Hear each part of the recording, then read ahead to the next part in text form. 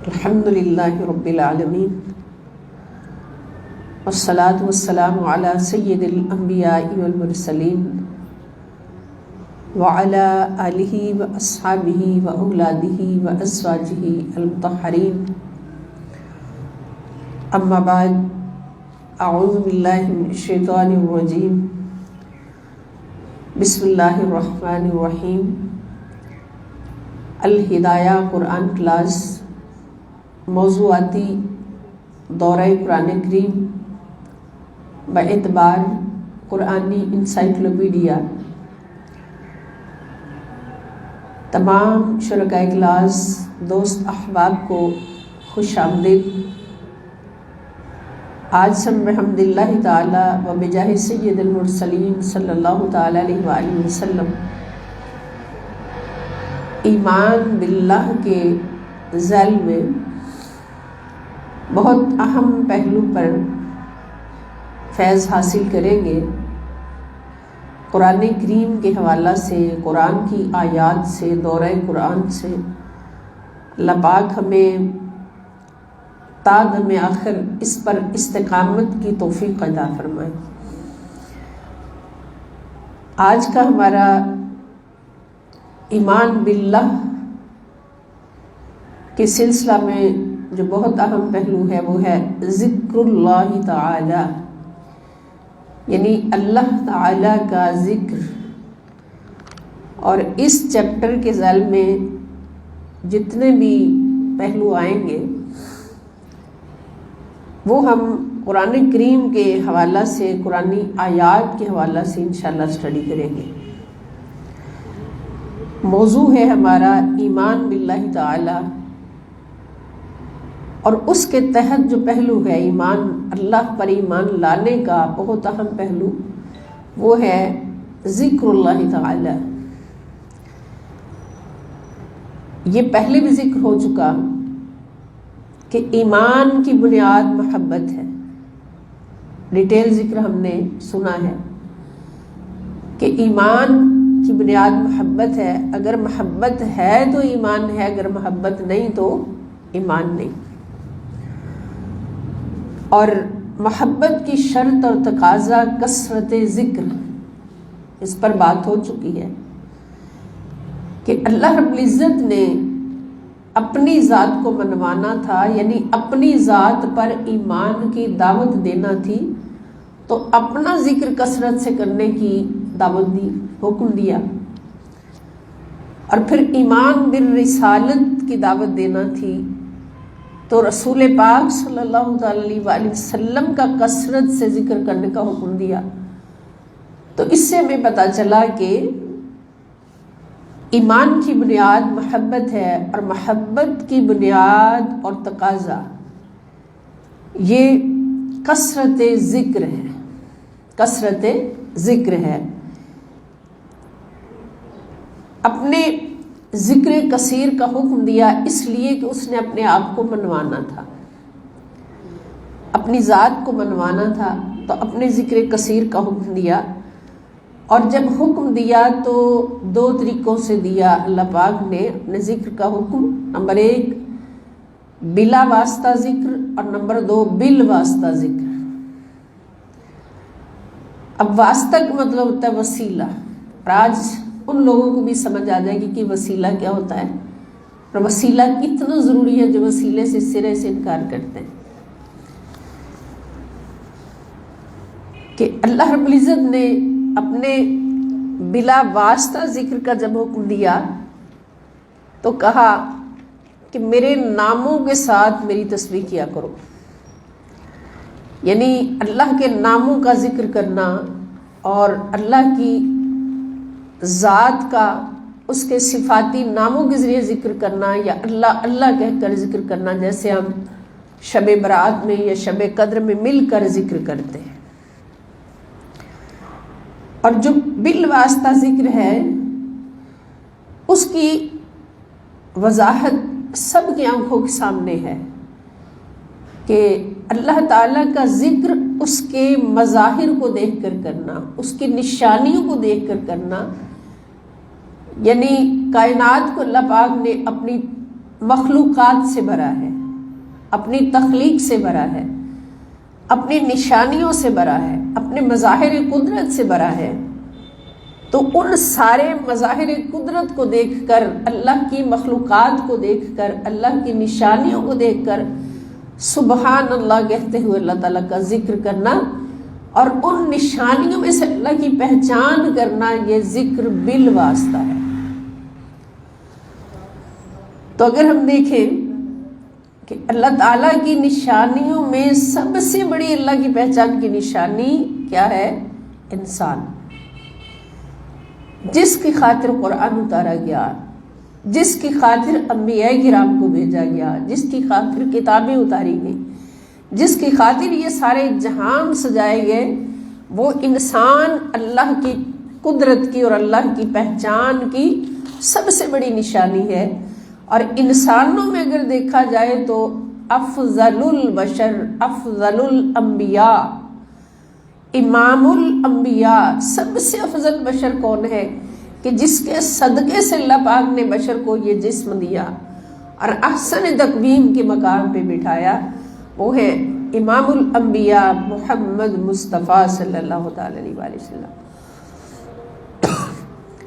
تو جب اللہ کی ہر مخلوق کو دیکھ کر، ہر نشانی کو دیکھ کر اللہ کا ذکر ہوتا ہے، اس کا ذکر کر کے اللہ کا ذکر ہوتا ہے، تو پھر جس کا ذکر اللہ پاک نے سب سے بڑھ کر کروایا، جس کو اپنی سب سے بڑی نشانی بنایا، اور نشانی بنانے کا دلیل یہ دی کہ اس کا ذکر خود بھی ازل سے کر رہا ہے اور ابد تک کرتا رہے گا، سارے فرشتوں سے بھی اس کا ذکر کروا رہا ہے اور کرواتا رہے گا، اور پھر فرماتا ہے یا ایھا الذین آمنوا صلوا علیہ وسلموا تسلیما، کہ تم بھی سارے مل کر ایمان والو ہر وقت میری اس نشانی کا ذکر کیا کرو جس کو میں نے خاتم الانبیاء محمد مصطفیٰ بنایا۔ تو اللہ کا ذکر اگر بالواسطہ بلا واسطہ لے تو ڈائریکٹ اللہ کا ذکر ہے، اللہ کا ذکر ہے، اللہ کا ذکر ہے، اللہ الصمد کا ذکر ہے، نماز ہے، روزہ ہے، حج ہے، لیکن بالواسطہ اللہ کا ذکر جو ہے وہ اللہ کی نشانیوں کو دیکھ کر۔ تو اس میں سب سے بڑی نشانی کون؟ محمد الرسول اللہ صلی اللہ تعالی علیہ وسلم۔ تو اللہ پاک نے یہ بھی دعوت دی اور ان لوگوں کی شان میں یہ فرمایا کہ جو عام نشانیوں کو دیکھ کر آسمان کو دیکھتے ہیں، زمینوں کو دیکھتے ہیں، پہاڑوں کو دیکھتے ہیں، اللہ کی ہر مخلوق کو دیکھتے ہیں، تو ان کی زبان سے کیا نکلتا ہے کہ ربنا ما خلقت ھذا باطلا سبحانک فقنا عذاب النار، اے ہمارے رب تو نے ایک ذرہ بھی فضول پیدا نہیں کیا، باطل پیدا نہیں کیا۔ ربنا ما خلقت ھذا باطلا، یہ تو نے باطل نہیں بنایا، یہ تو نے باطل نہیں بنایا، سبحانک تیری ذات بہت پاک ہے، ہر شرک سے پاک ہے، ہر کمی سے پاک ہے، ہر نقص سے پاک ہے۔ مولا تیری نشانیوں کو دیکھ کر ہم سمجھ گئے کہ تو ہر نقص سے پاک ہے، سبحانک فقنا عذاب النار، پس تو اپنی رحمت سے ہمیں دوزخ کی آگ سے بچا دے، دوزخ کے عذاب سے بچا دے، اور ہمیں اپنی نشانیوں کی قدر کرنے کی توفیق عطا فرما۔ یہ عام نشانیوں کو دیکھ کر اللہ تعالیٰ فرماتے میرے بندے وہ ہیں جو میری عام نشانیوں کو دیکھ کر بھی میرا ذکر کرتے ہیں، تو عام نشانیوں کو دیکھ کر بھی میرا ہی ذکر ہوتا ہے۔ اگر ان سے تم میری پہچان لیتے ہو تو میرا ذکر ہوتا ہے۔ اور اللہ تعالیٰ کی سب سے بڑی نشانی کون ہے؟ محمد مصطفیٰ صلی اللہ علیہ وسلم۔ تو اللہ کی نشانی کو دیکھ کر اللہ کی نشانی کا ذکر کرنے سے بھی اللہ کا ذکر ادا ہوتا ہے۔ تو جب سب سے بڑی اللہ کی نشانی آ جائے تو وہاں انسان کا ذکر تو پیچھے رہ جاتا ہے۔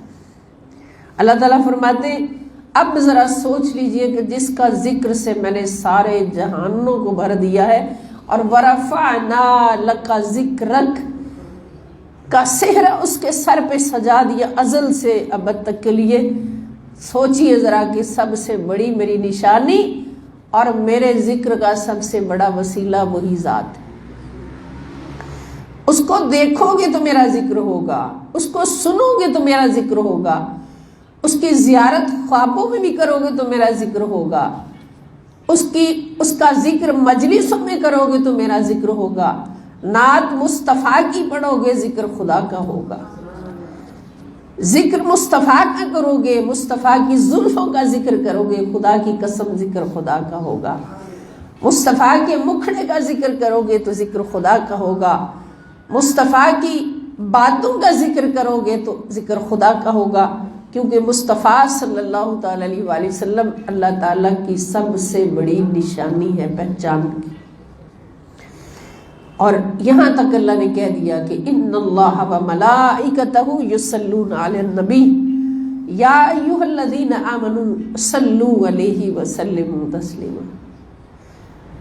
جہاں یہ کہتا ہے کہ وذکروا اللہ ذکرا کثیرا، کہ اللہ کا ذکر کثرت سے کرو، تو وہاں کیا کہتا ہے کہ اپنے ذکر کا تو تمہیں حکم دیتا ہوں، مگر جو میری سب سے بڑی نشانی ہے، میری پہچان کی سب سے بڑی نشانی ہے، اس کا ذکر پہلے خود کرتا ہوں، سارے فرشتوں سے کرواتا ہوں اور سنتا ہوں، اور پھر ایمان والو دنیا میں پھیلے ہوئے لوگوں تمہیں حکم دیتا ہوں کہ تم بھی میری اس نشانی کا سب سے زیادہ ذکر کرو گے تو میں رب ہو کر کہتا ہوں کہ وہ ذکر میرا ہوگا. اب بات سمجھ آئی کہ جو نعت پڑھتا ہے وہ اصل میں ذکر خدا کرتا ہے، جو حضور کی زلف عنبری کی بات کرتا ہے وہ اصل میں ذکر خدا کا کرتا ہے. اور یہ وہ نشانی ہے کہ اس کو بھی اللہ پاک نے ہر شک سے، ہر نقص سے، ہر کمی سے پاک پیدا کیا ہے. جیسا پاک خود ہے، اپنی شان اس نشانی کو بھی بنا دیا جس کو اپنی پہچان کی سب سے بڑی نشانی بنایا. تو اس سے ہمیں پتہ چلا کہ اس نشانی کا جتنا ذکر کریں گے اتنا خدا کا ذکر ہوگا، اور وہ ذکر کبھی بھی خدا کی بارگاہ سے رد نہیں ہوگا. یہ بھی آپ سمجھ لیں کہ آپ ڈائریکٹ خدا کا ذکر کرتے ہیں وہ رد ہو سکتا ہے، یہ سچے نبی کے فرمان ہے. آپ نماز پڑھتے ہیں وہ رد ہو سکتی ہے، آپ روزہ رکھتے ہیں وہ رد ہو سکتا ہے، خدا نخواستہ اگر ہمارے عمل اس قابل نہ ہوئے. لیکن اگر آپ مصطفیٰ صلی اللہ تعالی وسلم کا ذکر کر کے خدا کی بارگاہ میں خدا کا ذکر بھیجتے تو سرکار فرماتے مجھ پر پڑھا ہوا درود، ایک بار پڑھا ہوا درود بھی کبھی اللہ کی بارگاہ سے رد نہیں ہوتا. جتنا مجھ پر درود پڑھتے ہو سارے کا سارا اللہ کی بارگاہ میں قبول ہوتا ہے. تو اس نشانی کا ذکر، یہاں سے آگے چلیں، پھر اس نشانی کے ساتھ جو جڑ گئے، جن کا ہاتھ پکڑ کر غدیر خم کے مقام پر سرکار مدینہ نور سینہ صلی اللہ تعالی وسلم فرما دیا، علی کا ہاتھ پکڑا، بلند کیا اور فرمایا کہ من کنت مولاہ فہذا علی مولاہ، کہ جس کا قیامت تک ابد تک میں مولا ہوں اس کا علی مولا ہے. جو اس کے ساتھ جڑ گئے مولا علی بن گئے تو اس کے بارے میں، ان کے بارے میں بھی مصطفیٰ کی سچی زبان نے فرما دیا کہ اس رب کی قسم جس کے قبضے میں میری جان ہے، علی کا ذکر کرنا، علی کی زیارت کرنا خدا کی عبادت ہے. علی کی زیارت کرنا اللہ کا ذکر ہے، اللہ کی عبادت ہے، اور یہ ایسی عبادت ہے جو کبھی بھی رد نہیں ہوتی، ریجیکٹ نہیں ہوتی. اور پھر فرمایا، یہ سیدنا ابوبکر صدیق رضی اللہ تعالیٰ عنہ کی روایت ہے کہ حضرت عائشہ صدیقہ رضی اللہ تعالیٰ اپنے بابا جان کے پاس بیٹھی ہیں، اپنے بابا جان کو دیکھ رہی ہیں، مجلس لگی ہے، مولا علی بھی بیٹھے ہیں، ابوبکر صدیق رضی اللہ عنہ تشریف فرما.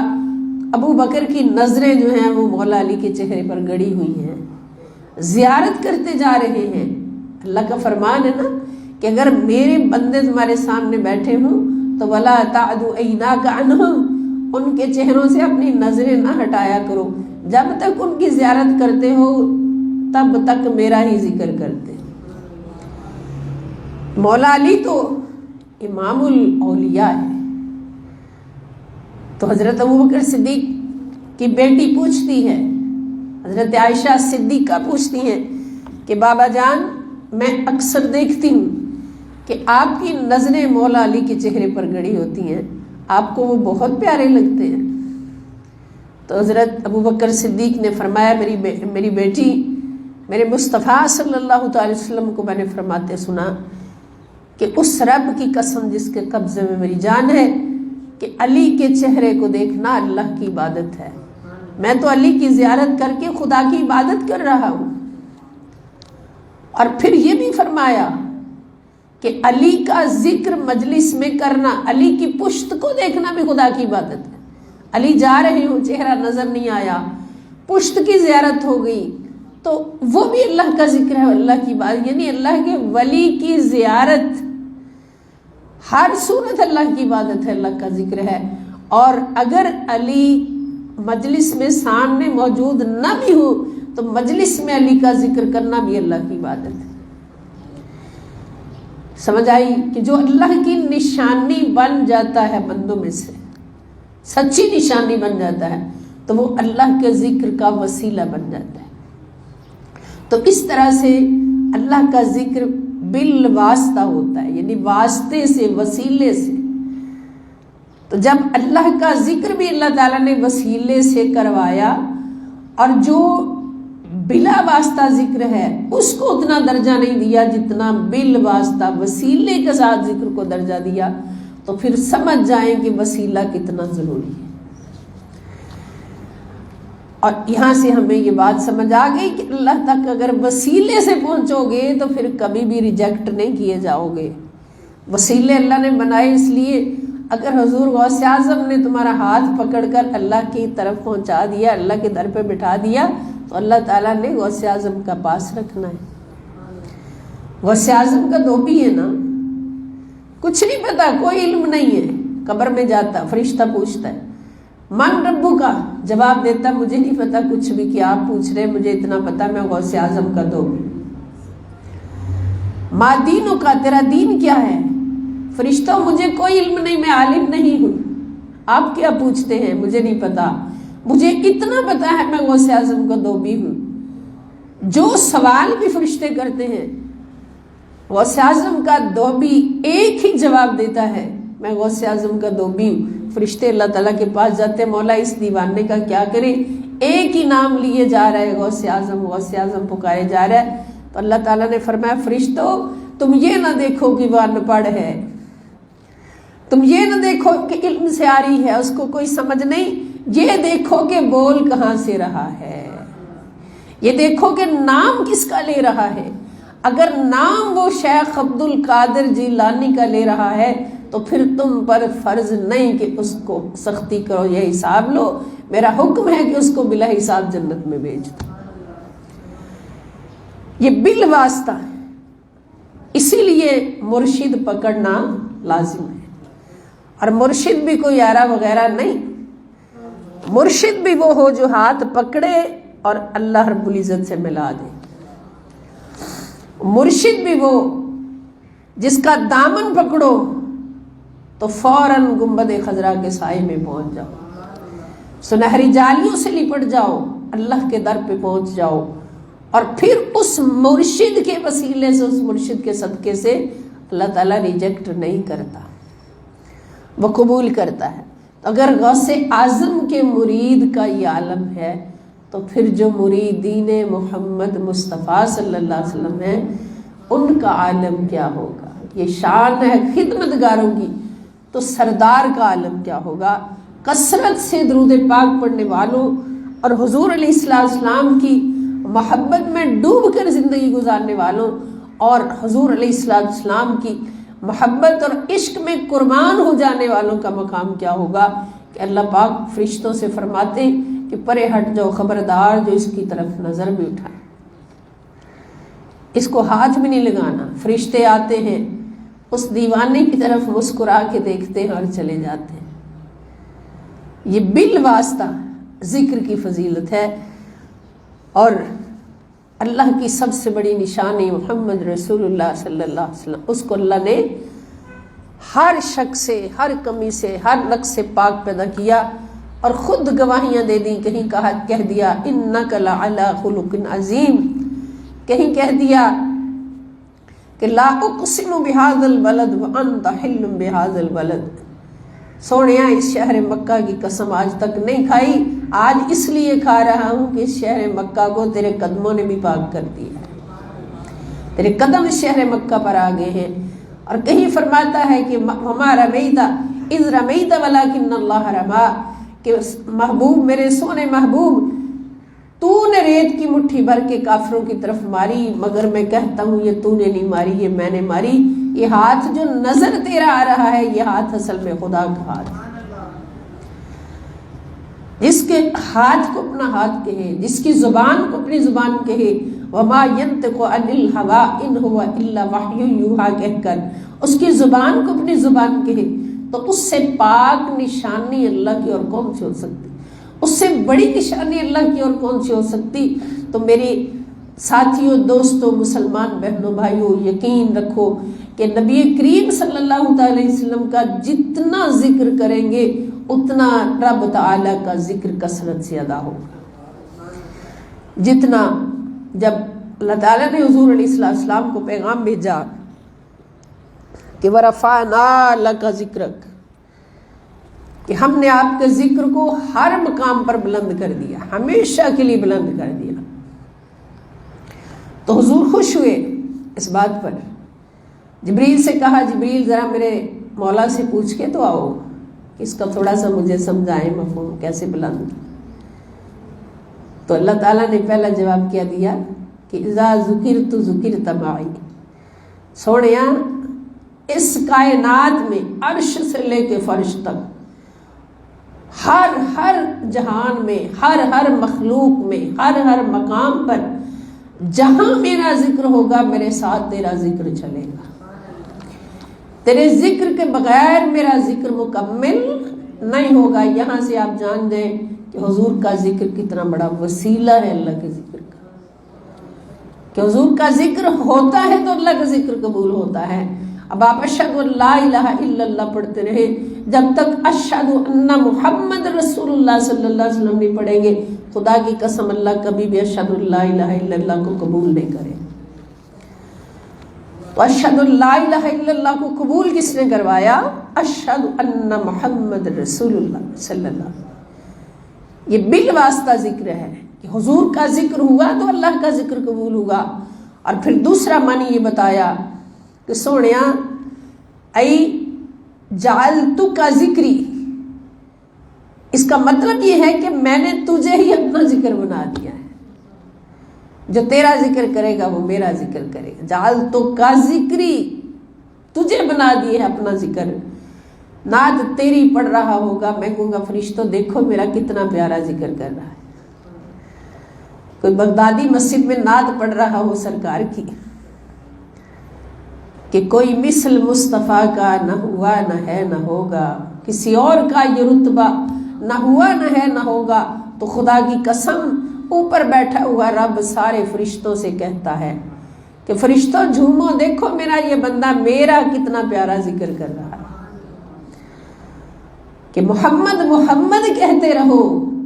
خدا کی قسم نامہ اعمال میں اللہ اللہ لکھا جاتا ہے، اللہ اللہ لکھا جاتا ہے. یہ ذکر مصطفیٰ صلی اللہ علیہ وسلم کی فضیلت ہے اور مقام ہے کہ حضور کا ذکر اللہ کے ذکر کا سب سے بڑا وسیلہ ہے.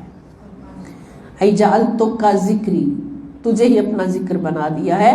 اور تیسرا معنی یہ بتایا کہ سونیا تیسرا مطلب مفہوم یہ ہے کہ جو تیرا ذکر کرے گا تیرا رب اس کو بھی بلند کرے گا، وہ بھی بلندیاں لے کے مرے گا، وہ بھی رفتیں اور عظمتیں نصیب ہوں گی اس کو جو تیرا ذکر کرے گا. تو یہاں پر بھی یہ بات واضح ہو گئی کہ صرف اللہ کا ذکر کرنے سے عظمتیں نہیں ملتی جب تک مصطفیٰ صلی اللہ علیہ وآلہ وسلم کا ذکر کثرت سے نہ ہو.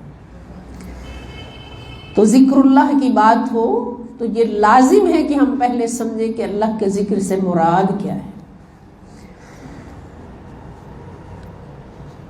اب یہ بات ہمیں سمجھ آ گئی کہ اللہ تعالیٰ کا ذکر کس کس طریقے سے ہوتا ہے، بالواسطہ بھی ہوتا ہے اور بلا واسطہ بھی ہوتا ہے۔ اب ہم اس چیپٹر کو قرآنی آیات، قرآنی نص کے ذریعے سے سمجھیں گے۔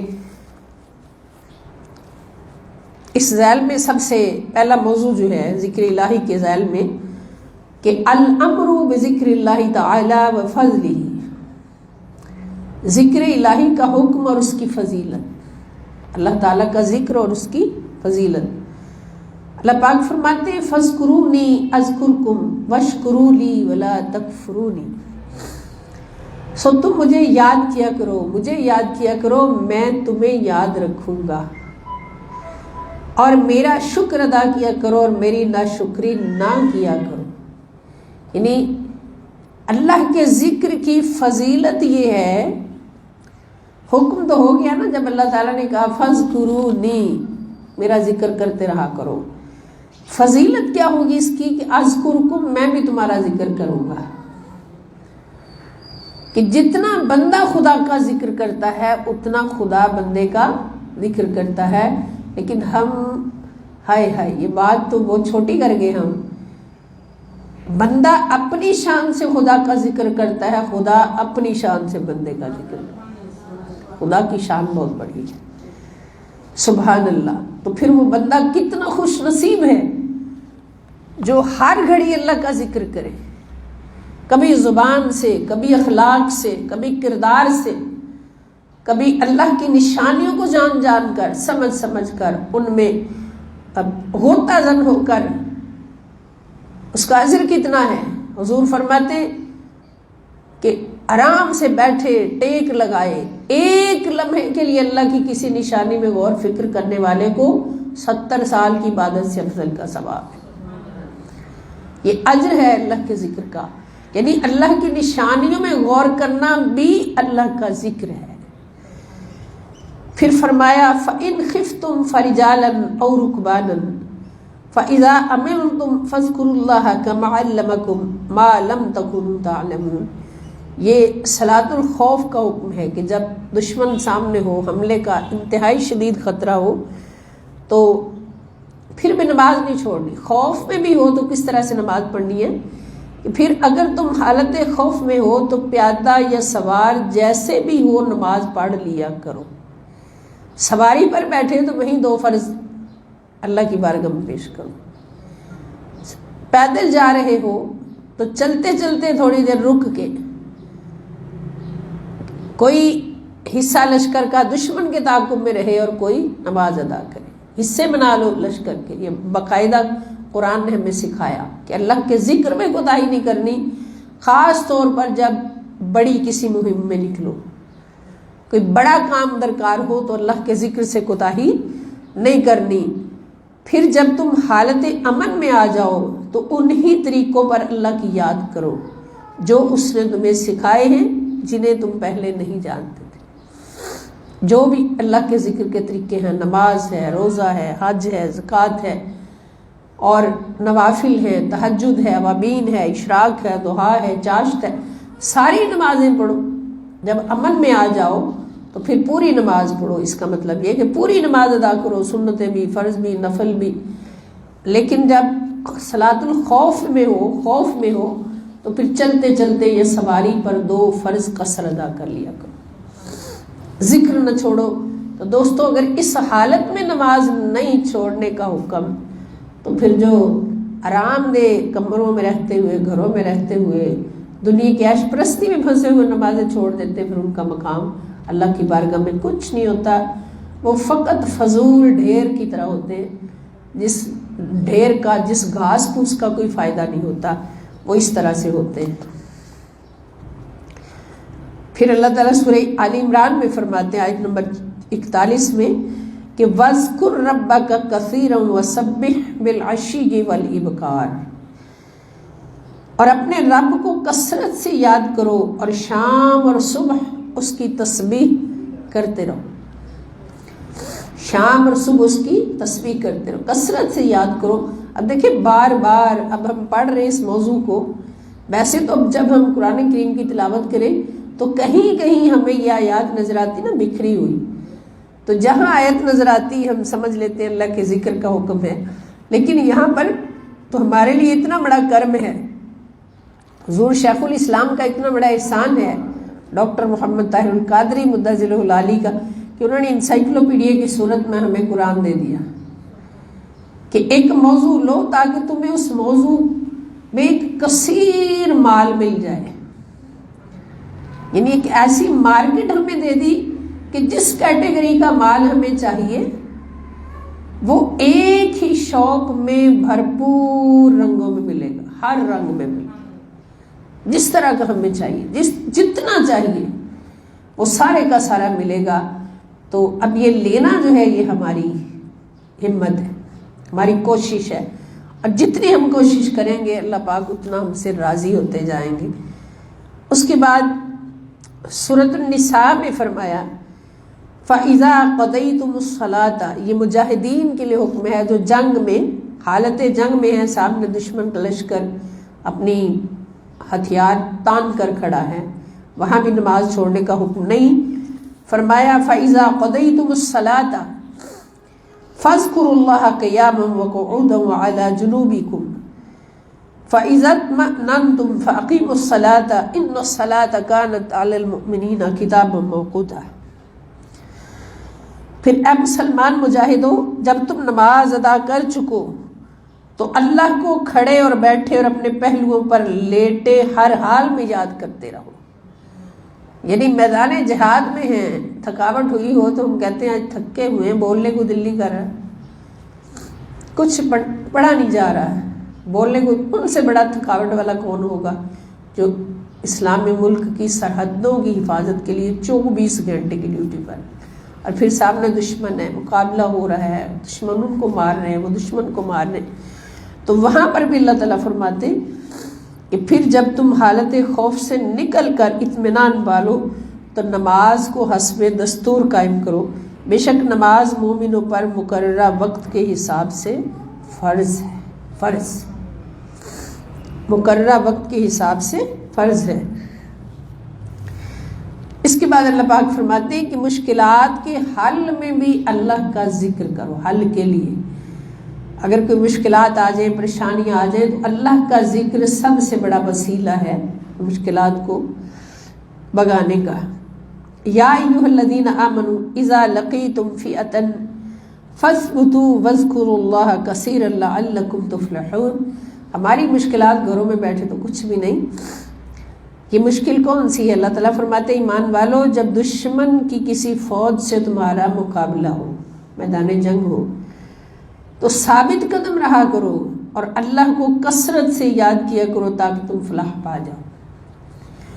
اور آج مسلمانوں کے ہر میدان میں جیتنے کا، حق اور باطل کی جنگ میں ہر میدان میں جیتنے کا یہی ہتھیار ہے کہ ان کو حکم ہے کہ اللہ کا ذکر کثرت سے کرنا ہے، اور وہ اللہ کا ذکر کثرت سے کرتے ہیں۔ جب جنگ کے لیے نکلنے لگتے ہیں تو آپ نے دیکھا، کئی بار ویڈیوز دیکھی ہوں گی افواج پاکستان کی یا افواج مسلمانہ کی، کہ وہ نعرہ تکبیر لگاتے ہیں، نعرہ تکبیر، نعرہ رسالت، نعرہ حیدری لگا کر وہ نکلتے ہیں میدان میں، اور پھر اب ان کی زبانوں پر اللہ کا ذکر جاری ہوتا ہے اور وہ دشمن کے روبرو جنگ لڑ رہے ہوتے ہیں۔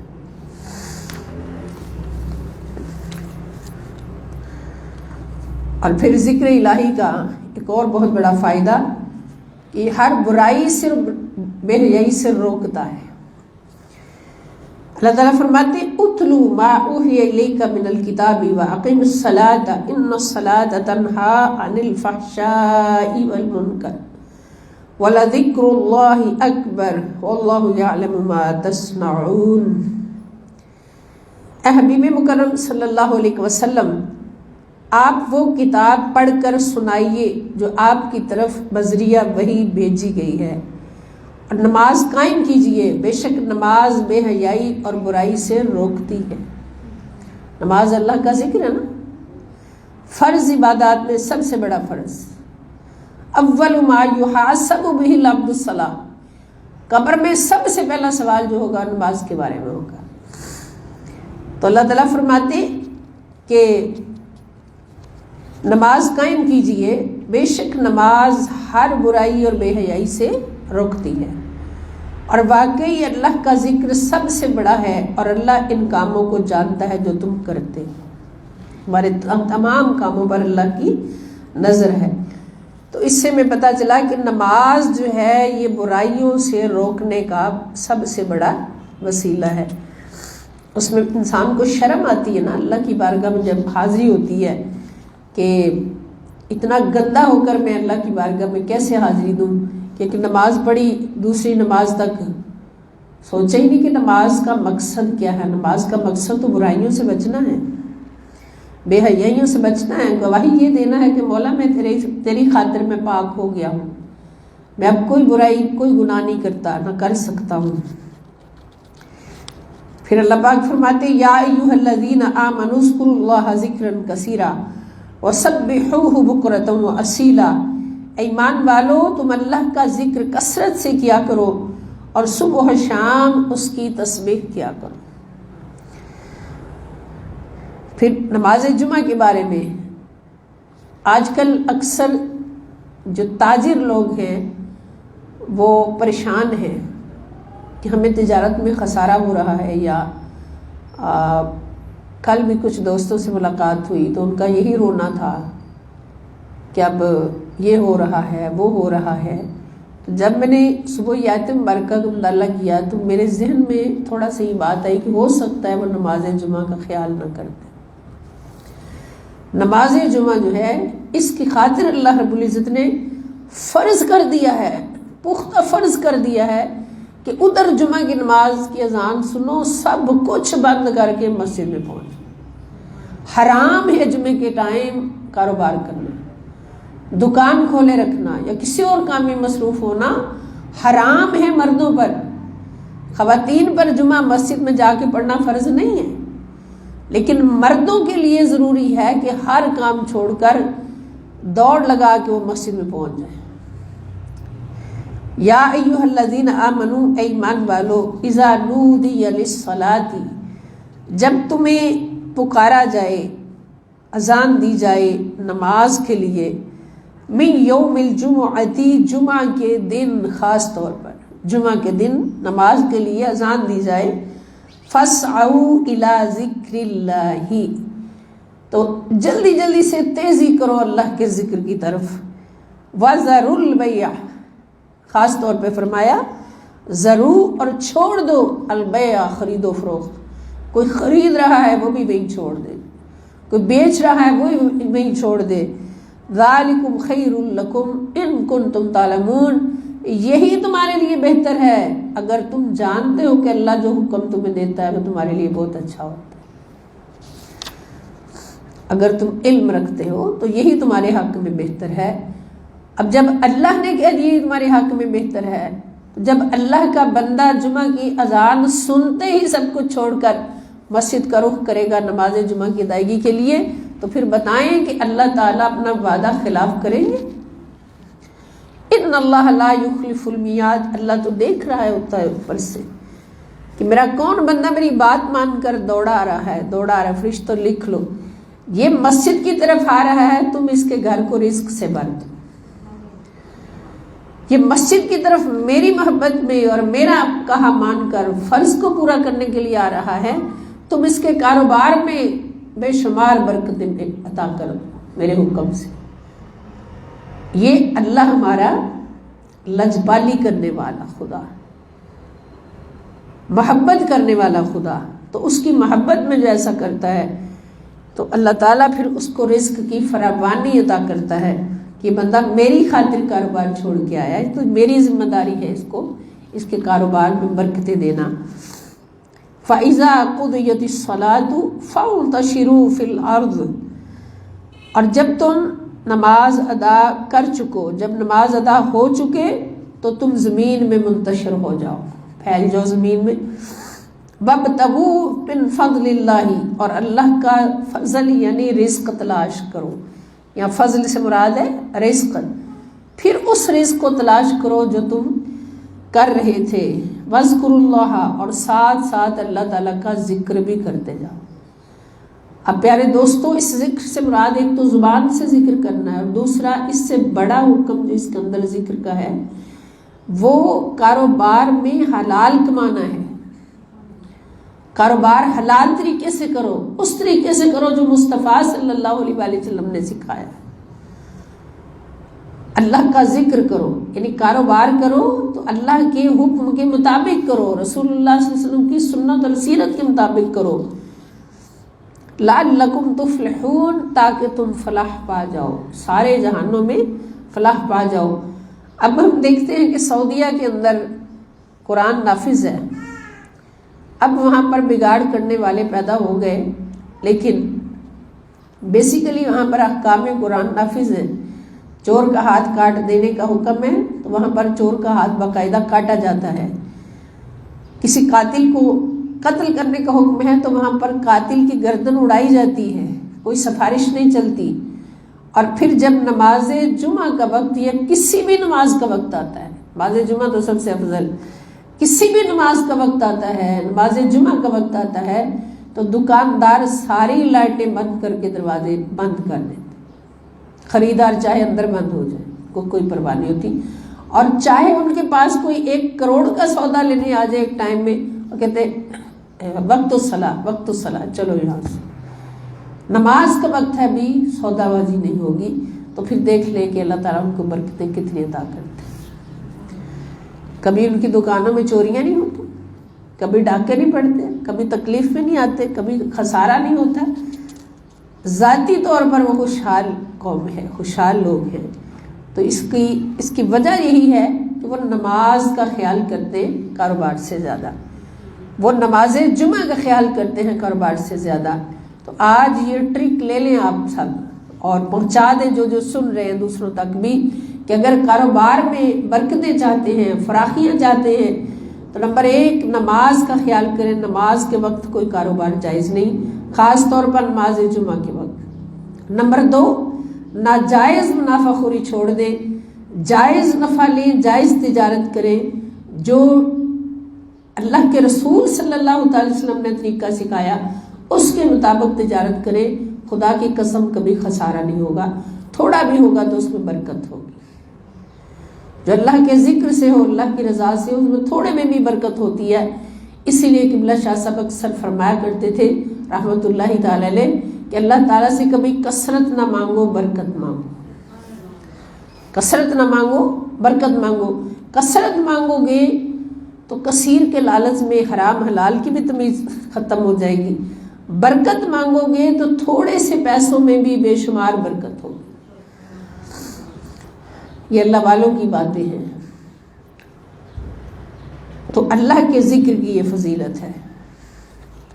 اس کے بعد ایک اس میں چیپٹر آ رہا ہے فضل الذکر بالجہر، یعنی بالجہر ذکر کرنا اللہ تعالیٰ کا، یعنی بلند آواز سے اللہ کا ذکر کرنا۔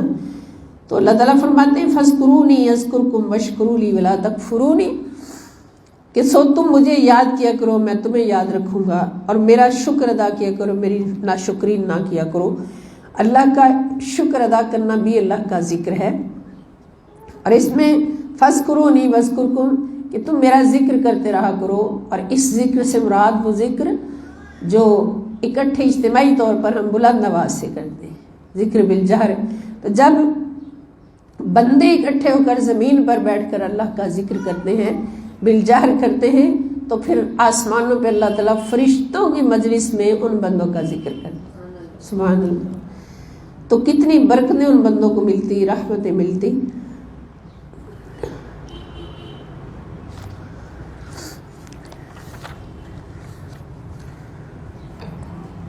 فَإِذَا قَضَيْتُمُ الصَّلَاةَ فَاذْكُرُوا اللَّهَ قِيَامًا وَقُعُودًا وَعَلَى جُنُوبِكُمْ۔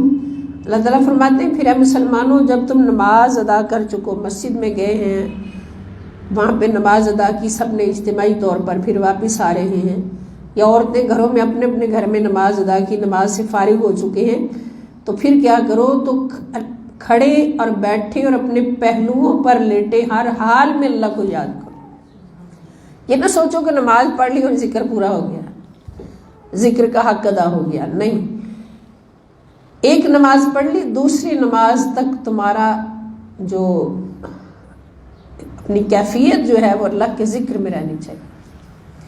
ہماری زبان پر، ہمارے ظاہر پر، باطن پر اللہ کا ذکر جاری رہنا چاہیے.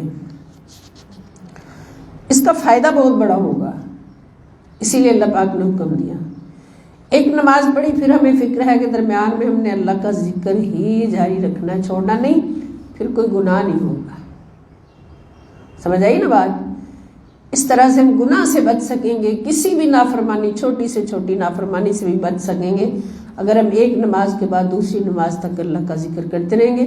اور پھر اس کا جو اجر ملے گا، اجر تو اللہ رب العزت کے پاس. اور پھر قرآن کریم کو جب پڑھا جائے تو اس کے بارے میں اللہ تعالیٰ فرماتے ہیں وَإِذَا قُرِئَ الْقُرْآنُ فَاسْتَمِعُوا لَهُ وَأَنصِتُوا لَعَلَّكُمْ تُرْحَمُونَ. اور جب قرآن پڑھا جائے تو اسے توجہ سے سنا کرو اور خاموش رہا کرو تاکہ تم پر رحم کیا جائے. یعنی قرآن کریم یہاں پر ہمیں پتہ چلتا ہے کہ جب ہمیں حکم ہے کہ جب قرآن پڑھا جائے تو خاموش رہو اور توجہ سے سنو. اس کا مطلب قرآن بلند آواز سے پڑھا جائے. قرآن کس طرح پڑھا جائے؟ بلند آواز سے پڑھا جائے. تو پھر ہی خاموش رہیں گے اور سنیں گے نا. تو قرآن کریم کو جب بھی تلاوت کریں، یہ حکم یہاں سے ثابت ہو گیا کہ جب بھی قرآن کی تلاوت کریں تو ایسے بعض بہنوں کی عادت ہوتی ہے کہ سپارہ آگے کھلا ہوا ہے قرآن پاک اور اس کے ہونٹ بالکل بند ہے، اور جب اسے پوچھا جاتا ہے کیسے پڑھ رہی ہو، کہتے دل میں پڑھ رہی. تو اس طرح سے تلاوت نہیں ہوتی. تلاوت ہوتی ہے، تلاوت کا مطلب ہی صحیح الفاظ کی ادائیگی کے ساتھ قرآن کو زبان سے، ہونٹوں سے پڑھنا. جیسے حضور علیہ السلام نے ہمیں پڑھ کے سنایا، اس کو تلاوت کہتے ہیں نا. کل ایک بیٹی نے یہ مسئلہ پوچھا تھا میسج میں کہ نماز کے اندر یا قرآن ویسے پڑھتے ہوئے کیا ہم ہونٹ ہلائے بغیر، زبان ہلائے بغیر دل میں پڑھ سکتے ہیں؟ تو اس طرح نہیں پڑھا نہیں جا سکتا. نماز بھی نہیں اس طرح سے پڑھی جا سکتی اور قرآن کی تلاوت بھی اس طرح سے نہیں ہو سکتی. نماز کے اندر آپ تلاوت ہی کر رہے ہیں نا، آیات پڑھ رہے ہیں، تسبیحات پڑھ رہے ہیں، دعائیں پڑھ رہے ہیں، تو اس دوران میں اگر آپ کے ہونٹ ہی نہیں ہل رہے، جبکہ حکم یہ ہے کہ آپ نماز کے اندر آواز اتنی ضرور رکھیں جتنی آپ کو سمجھ آئے کہ میں کیا پڑھ رہی ہوں، تو پھر آپ کی نماز ہوگی. جب آپ دل میں تو پڑھا ہی نہیں جاتا. وہ دل میں جو پڑھتے ہیں وہ اور ہیں، وہ اوپر کی کیٹیگری ہیں. تلاوت دل میں ہوتی ہے، سننے والے بار سن لیتے ہیں. لیکن ہم جیسے نکمے، کوجے کو چجے یا نہ پڑھ، جاہل، ہم کہیں کہ ہم دل میں پڑھیں، یہ نہیں ہو سکتا. تو نماز میں بھی آواز، اس میں بھی پھر مختلف کیٹیگریز ہیں. امام نماز پڑھاتا ہے تو اس کی آواز اتنی ہونی چاہیے کہ سارے مقتدیوں تک پہنچے. اگر اس کی آواز مدھم ہے تو مائک لگانے کا حکم ہے، اسپیکر لگانے کا حکم ہے. لیکن جب آپ سب اکٹھے نماز پڑھ رہے ہیں لیکن اپنی اپنی نماز پڑھ رہے ہیں تو پھر آپ کی آواز اتنی بلند نہیں ہونی چاہیے کہ جس سے ساتھ والا ڈسٹرب ہو یا اس کو بھول جائے پڑھنا. اتنی آواز نہیں ہونی چاہیے. اور اسی طرح جب آپ قرآن کریم کی تلاوت کر رہے ہیں، آپ کے پاس کوئی نماز پڑھ رہا ہے، تو پھر آپ قرآن کریم کی تلاوت اتنی اونچی آواز سے نہیں کر سکتے کہ ساتھ نماز پڑھنے والا جو ہے اس کو ڈسٹربنس ہو، اس میں خلل پڑ جائے. تو یہ احکام سارے یاد رکھنے والے ہیں. جہاں ایک بندہ قرآن سنا رہا ہو اور باقی سن رہے ہوں، وہاں پر حکم ہے کہ خاموش ہو کے سارا کچھ سنیں. تو نماز میں اتنی ہماری تلاوت ایسی ہونی چاہیے کہ جو ہمیں سمجھ آئے کہ ہم کیا کر رہے ہیں. اس کا فائدہ یہ ہوگا کہ نماز کے اندر خضوع و خشوع بڑھے گا، اس میں اضافہ ہوگا. اور جب ہمیں پتہ ہوگا کہ ہم کہہ رہے ہیں کہ ایاک نعبد و ایاک نستعین، اے اللہ ہم تیری ہی عبادت کر رہے ہیں اور تجھ ہی سے مدد طلب کر رہے ہیں، تو جو کچھ ہم پڑھ رہے ہیں اس کی ہمیں سمجھ آ رہی ہے. اور یہاں پر میں عرض کر دوں اپنے سارے ساتھیوں سے کہ قرآن پاک کا ترجمہ، تفسیر ضرور پڑھیں زندگی میں. یہ بہت بڑا انعام ہے، قبر میں بھی، آخرت میں بھی، دنیا میں بھی الحمدللہ. اور اگر کسی سے پورا نہ بھی پڑھا جا سکے تو نماز میں جو کچھ پڑھتے ہیں اس کا ترجمہ ضرور آپ کو آنا چاہیے. جب نماز میں کی گئی تلاوت کا ترجمہ آپ کو یاد ہے تو پھر آپ کو پتہ ہے کہ میں اپنے رب سے کیا گفتگو کر رہی ہوں، آپ کو سمجھ آ رہی ہے، پھر آپ کو ایک امید ہوتی ہے بہت بڑی کہ جو میں رب سے کہہ رہی ہوں میرا رب مجھے عطا کرتا جا رہا ہے۔ جب مجھے نہیں پتا کہ میں رب سے کیا مانگ رہی ہوں تو پھر فائدہ کیا ایسا پڑھنے کا۔ مولا علی شیر خدا رضی اللہ تعالیٰ عنہ سلام اللہ تعالیٰ علیہ فرماتے ہیں نا کہ جب میرا دل کرتا ہے کہ میں اپنے رب سے باتیں کروں تو میں نماز پڑھتا ہوں، اور میں اپنے رب سے باتیں کرتا ہوں۔ کیسی نماز پڑھتے کہ پنڈلی میں تیر لگ گیا، دشمن نے تیر مارا، وہ نکل نہیں رہا تھا تو آپ نے فرمایا ٹھہرو، میں مصلی پہ کھڑا ہو کے نماز شروع کر لوں۔ مولا علی کی نماز ہے جو علم کے شہر کا دروازہ ہے، نبی کریم صلی اللہ علیہ وسلم کا دروازہ ہے۔ تو آپ نماز میں کھڑے ہوئے، پنڈلی سے تیر بھی نکل گیا، خون بھی نکل گیا، اس کی مرہم پٹی بھی ہوگی، تو جب سلام پھیرا تو فرمانے لگے ہاں جی تیر نکلا کہ نہیں ہے، خبر ہی نہیں کہ پنڈلی سے تیر نکل رہا ہے۔ اور جب نماز سے باہر تھے تو تیر نکال دی، تکلیف ہو رہی تھی تو فرمایا نا ٹھہرو، اس کا میرے پاس علاج ہے، میں اپنے رب کے حضور کھڑا ہو جاؤں، نماز شروع کر۔ کیونکہ علی کی نماز اللہ سے کلام ہے، اللہ سے گفتگو ہے، اللہ سے باتیں کرنا ہے۔ اور فرماتے ہیں جب میرا دل کرتا کہ میرا رب مجھ سے کلام کرے تو میں قرآن پڑھتا ہوں۔ تو اگر ہماری بھی نماز مولا علی کی پیروی میں، ان کی سنت کی پیروی میں تھوڑا بہت ہی رنگ ان کا مل جائے تو خدا کی قسم بیڑے پار ہو جائے۔ نماز پڑھیں، اپنے رب سے باتیں کر لیں، قرآن پڑھیں، رب کی باتیں سن لیں کہ رب کیا ہم پڑھ رہے ہیں تو محسوس کر رہے ہیں نا کہ اللہ تعالیٰ ہم سے باتیں کر رہا ہے، اللہ ہمیں بتا رہا ہے کہ تمہیں کیا کرنا چاہیے۔ اچھا آگے ہے کہ ذکر خفی کی فضیلت۔ ذکر خفی ہوتا ہے نا جو دل میں ذکر ہو۔ ادعوا ربکم تضرعا وخفیۃ انہ لا یحب المعتدین۔ تم اپنے رب سے گڑ گڑا کر اور آہستہ دونوں طریقوں سے دعا کیا کرو۔ یہ دعا کا حکم ہے نا، دعا کیا کرو۔ ادعوا ربکم، بے شک وہ حد سے بڑھنے والوں کو پسند نہیں کرتا۔ اور اس کے بعد فرمایا وَاذْكُرْ رَبَّكَ فِي نَفْسِكَ تَضَرُّعًا وَخِيفَةً دُونَ الْجَهْرِ مِنَ الْقَوْلِ بِالْغُدُوِّ وَالْآصَالِ وَلَا تَكُن مِنَ الْغَافِلِينَ۔ اور اپنے رب کا اپنے دل میں ذکر کیا کرو عاجزی اور زاری سے، یعنی زاری ہوتا ہے نا رو رو کے، عاجزی کے ساتھ رو رو کے، اور خوف اور خستگی سے اور میانہ آواز سے پکار کر بھی صبح و شام ذکر حق جاری رکھو اور غافلوں میں نہ ہو جاؤ۔ یعنی دل میں بھی اللہ کا ذکر ہو سکتا ہے۔ پہلے جو بات ہوئی ہے وہ قرآن کی تلاوت کی ہوئی ہے، یہ ہے ذکر کی۔ جیسے پیر مرشد بتاتے ہیں جب بیعت کرتے ہیں کہ آپ نے اتنی دیر تک ذکر جلی کرنا ہے، اتنی دیر تک ذکر خفی کرنا ہے، یہ جو کامل مرشد ہیں وہ بتایا کرتے ہیں۔ جیسے میں نے جب بیعت کی تھی حضرت علامہ فقیہ اثر مفتی محمد امین رحمۃ اللہ تعالی علیہ کی، تو انہوں نے مجھے یہی ذکر بتائے تھے کہ اتنی دیر تک آپ نے ذکر جلی کرنا ہے، پھر پہلے خفی ذکر پہ لگایا، پھر جلی ذکر پہ لگایا، تو اس ذکر سے پھر وہ بندے کی منزلیں طے ہوتی ہیں۔ تو اگر مرشد کامل کا ہاتھ، اپنا ہاتھ مرشد کامل کے ہاتھ میں رہے تو پھر یہ ساری راہیں وہ سمجھاتا ہے اور اللہ سے ملاتا ہے۔ اور اسی لیے اللہ حضرت نے فرمایا نا کہ اللہ اللہ کیے جانے سے کبھی اللہ نہ ملے، اللہ والے ہیں جو اللہ سے ملا دیتے ہیں۔ تو ذکر خفی جو ہے وہ یہ بھی غفلت سے بچاتا ہے۔ اللہ تعالیٰ فرماتے ہیں غافلوں میں نہ ہو جاؤ۔ اس کے بعد سورہ مریم میں اللہ تعالیٰ فرماتے کاف ہا یا عین صاد ذکر رحمت ربک عبدہ زکریا اذ نادی ربہ نداء خفیا۔ کاف ہا یا عین صاد، یہ حروف مقطعات کہلاتے ہیں اور ان کے حقیقی معنی اللہ اور اس کے رسول صلی اللہ علیہ وسلم جانتے ہیں۔ یہ آپ کے رب کی رحمت کا ذکر ہے جو اس نے اپنے برگزیدہ بندے زکریا علیہ السلام پر فرمائی، یعنی سورہ مریم کے اندر جو ذکر ہے، جب انہوں نے اپنے رب کو ادب بھری دبی آواز سے پکارا تھا۔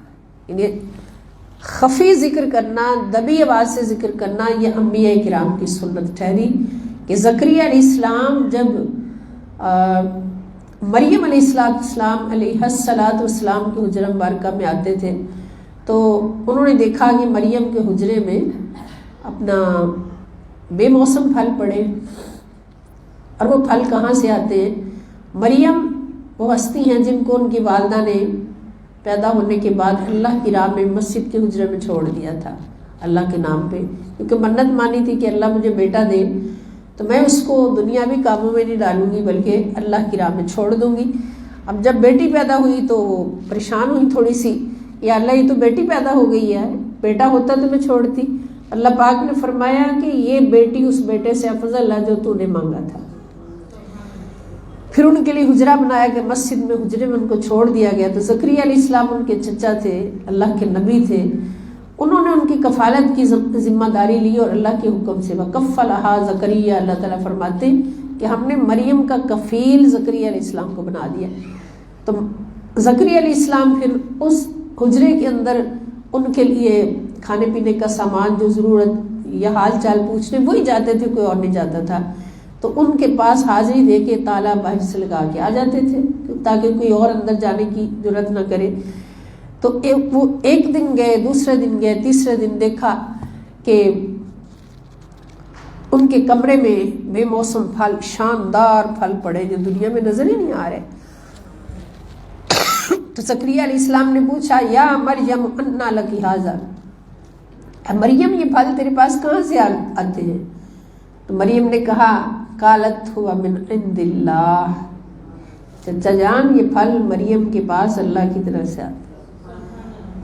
کتنی بڑی بات سمجھ آئی کہ اللہ والے جو ہوتے ہیں ان کے در پہ اللہ تعالیٰ کی خاص رحمتوں کا نزول ہوتا ہے۔ اسی لیے اللہ کا حکم ہے کہ اللہ والوں سے جڑ کے رہا کرو۔ وَاصْبِرْ نَفْسَكَ، اپنے آپ کو ان کے کمروں میں جا کے بٹھایا کرو، ان کے پاس ان کی صحبتوں میں بیٹھا کرو۔ وَالَّذِينَ يَدْعُونَ رَبَّهُمْ بِالْغَدَاةِ وَالْعَشِيِّ يُرِيدُونَ وَجْهَهُ، کہ ان کے پاس جا کے بیٹھا کرو، ان کے چہروں کو تکتے رہا کرو، اللہ سے اللہ کا فضل مانگتے رہا کرو، کیونکہ ان کے حجرے وہ حجرے ہوتے ہیں جہاں پر ہر گھڑی اللہ کی رحمتوں کی بارشیں ہوتی ہیں، جہاں پر اللہ تعالیٰ ظاہری پھل بھی بھیج دیتا ہے فرشتوں کے ذریعے سے۔ تو پھر حضرت زکریا علیہ السلام جو اللہ کے نبی ہیں، محتاج نہیں کہ کسی ولیہ کے حجرے میں آ کے دعا کریں، ان کی شان ان سے بڑی ہے، لیکن ان کے حجرے میں بیٹھے بیٹھے سوچا، ذہن میں بات آئی، اللہ نے ڈالی کہ مولا جس حجرے میں بیٹھ کر تو بے موسم پھل بھیج سکتا ہے، اس حجرے میں بیٹھ کر اگر زکریا تجھ سے بیٹا مانگے تو تو بیٹا بھی دے سکتا ہے۔ اس حجرے کی برکت اتنی ہے، تو ولی کے پاس بیٹھ کر ولی کے حجرے کے وسیلے سے دعا مانگنا اللہ کے نبی کی سنت بن گیا۔ تو پھر یہ کیڑے مکوڑے کیا چیزیں ہیں جو ولیوں کا انکار کریں، ولیوں کی شان کو نہ مانیں، درباروں پر جانے سے یہ روکیں۔ تو وہاں پر بیٹھے حضرت زکریا علیہ السلام نے جب دعا کی تو اللہ تعالیٰ نے فرماتے، اللہ پاک فرماتے ہم نے فوراً زکریا کی دعا قبول کی اور 100 سال کی عمر میں ان کو یحییٰ کی خوشخبری سنا اور فرما دیا نحن نبشرک بغلام اسمہ یحییٰ، کہ فرشتہ گیا، آپ محراب میں کھڑے تھے، نماز ادا کر رہے تھے، فرشتہ نے خوشخبری دے دی کہ زکریا جو دعا اپنی مریم کے حجرے میں بیٹھ کر مانگی تھی وہ دعا اللہ نے قبول کر لی اور آپ کو بیٹے کی خوشخبری دی ہے، اور اللہ تعالیٰ نے اس بیٹے کا نام بھی رکھ دیا ہے، سبحان اللہ، یحییٰ نام رکھ دیا ہے۔ تو یہ اس ذکر زکریا کا ذکر یہاں پر ہے کہ انہوں نے اللہ تعالیٰ کو ندائے خفیہ میں پکارا، یعنی ذکر خفی کے ساتھ پکارا، تو اللہ تعالیٰ نے ان کی دعا قبول فرمائی۔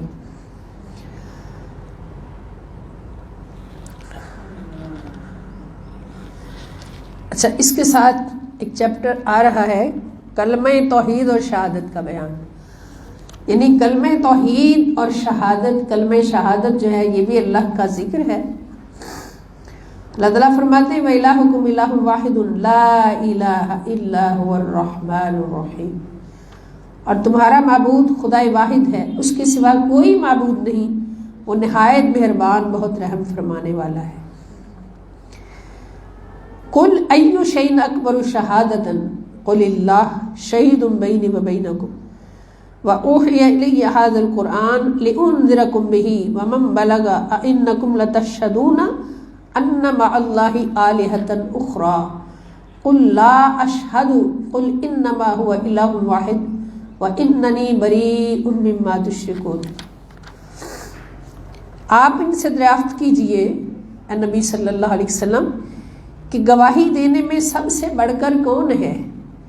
آپ ہی ان کو فرما دیجئے کہ اللہ میرے اور تمہارے درمیان گواہ ہے، اور میری طرف یہ قرآن اسی لیے وحی کیا گیا ہے کہ اس کے ذریعے تمہیں اور ہر اس شخص کو جس تک یہ قرآن پہنچے اللہ کا ڈر سناؤں۔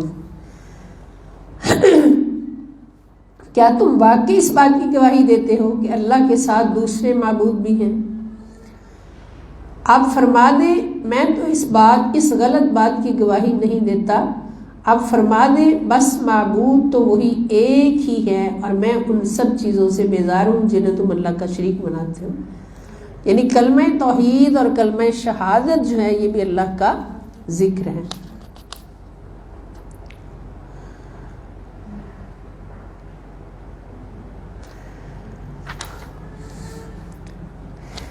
اس کے بعد اللہ تعالیٰ کا ذکر کثرت سے کرنے کا حکم، وَاذْكُرْ رَبَّكَ كَثِيرًا وَسَبِّحْ بِالْعَشِيِّ وَالْإِبْكَارِ، اور اپنے رب کو کثرت سے یاد کرو اور شام اور صبح اس کی تسبیح کرتے رہو۔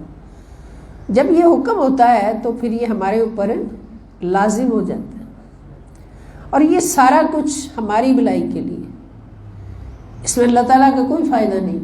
اللہ کی ذکر کے لیے تو خربوں فرشتے کافی ہیں، اللہ کے ذکر کے لیے تو محمد رسول اللہ صلی اللہ علیہ وسلم کافی ہیں۔ اللہ فرماتا ہے یسبح للہ ما فی السماوات و ما فی الارض، آسمان و زمین کی ہر مخلوق اللہ کا ذکر کرتی ہے، ہر وقت کرتی ہے، کبھی بھی اللہ کے ذکر سے کائنات خالی نہیں ہوتی۔ تو جب وہ ہمیں کہے کہ تم بھی ذرا کثرت سے میرا ذکر کرو، تو اللہ تعالیٰ کو لالچ تو نہیں کہ میرا ذکر جمع ہوتا جائے، ذکر کے خزانے جمع ہوتے جائیں۔ اللہ تعالیٰ کو یہ چاہت ہے کہ میرے بندے میرا ذکر کریں اور اس ذکر کے ذریعے یہ پاک بھی ہوتے جائیں ظاہر و باطن، اور میرے قریب بھی ہوتے جائیں، پاک ہو کر میرے قریب ہوتے جائیں، اور جب میرے قریب ہوتے جائیں تو میری رحمتوں سے جولیاں بھی بڑھتے جائیں۔ فائدہ ہمارا سارا۔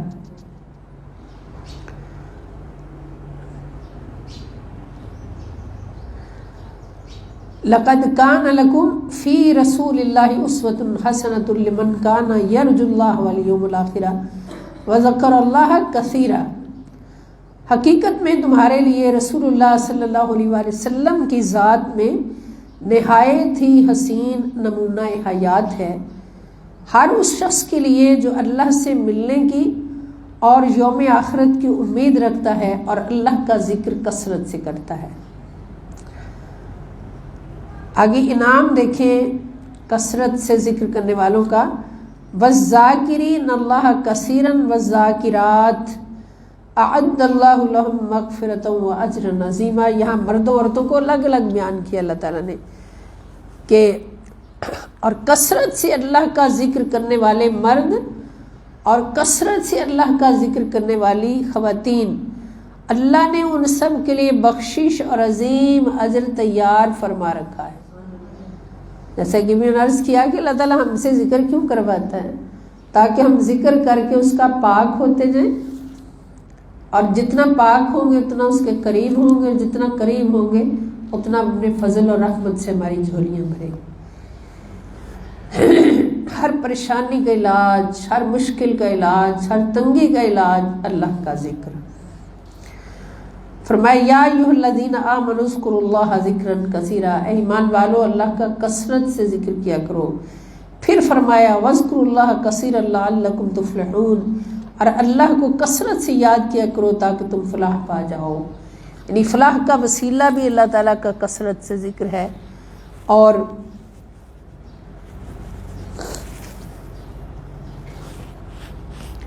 ہر کامیابی کا، رحمتیں لوٹنے کا وسیلہ بھی اللہ تعالیٰ کا کثرت سے ذکر ہے۔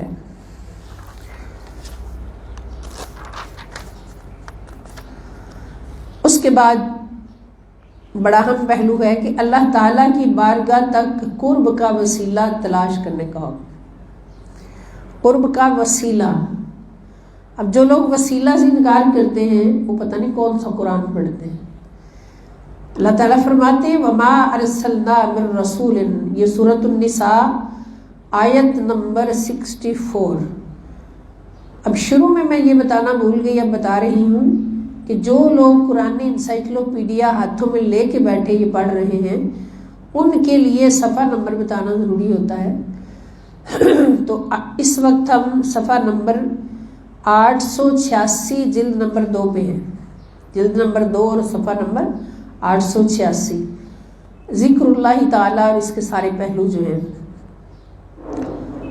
وما ارسلنا من رسول الا لیطاع باذن اللہ ولو انہم اذ ظلموا انفسہم جاؤوک فاستغفروا اللہ واستغفر لهم الرسول لوجدوا اللہ توابا رحیما۔ اب وسیلے کی بات ہے نا، تو سب سے بڑا وسیلہ ابھی آپ نے تک جتنا لیکچر سنا، کون سا وسیلہ اللہ کو ملانے کا؟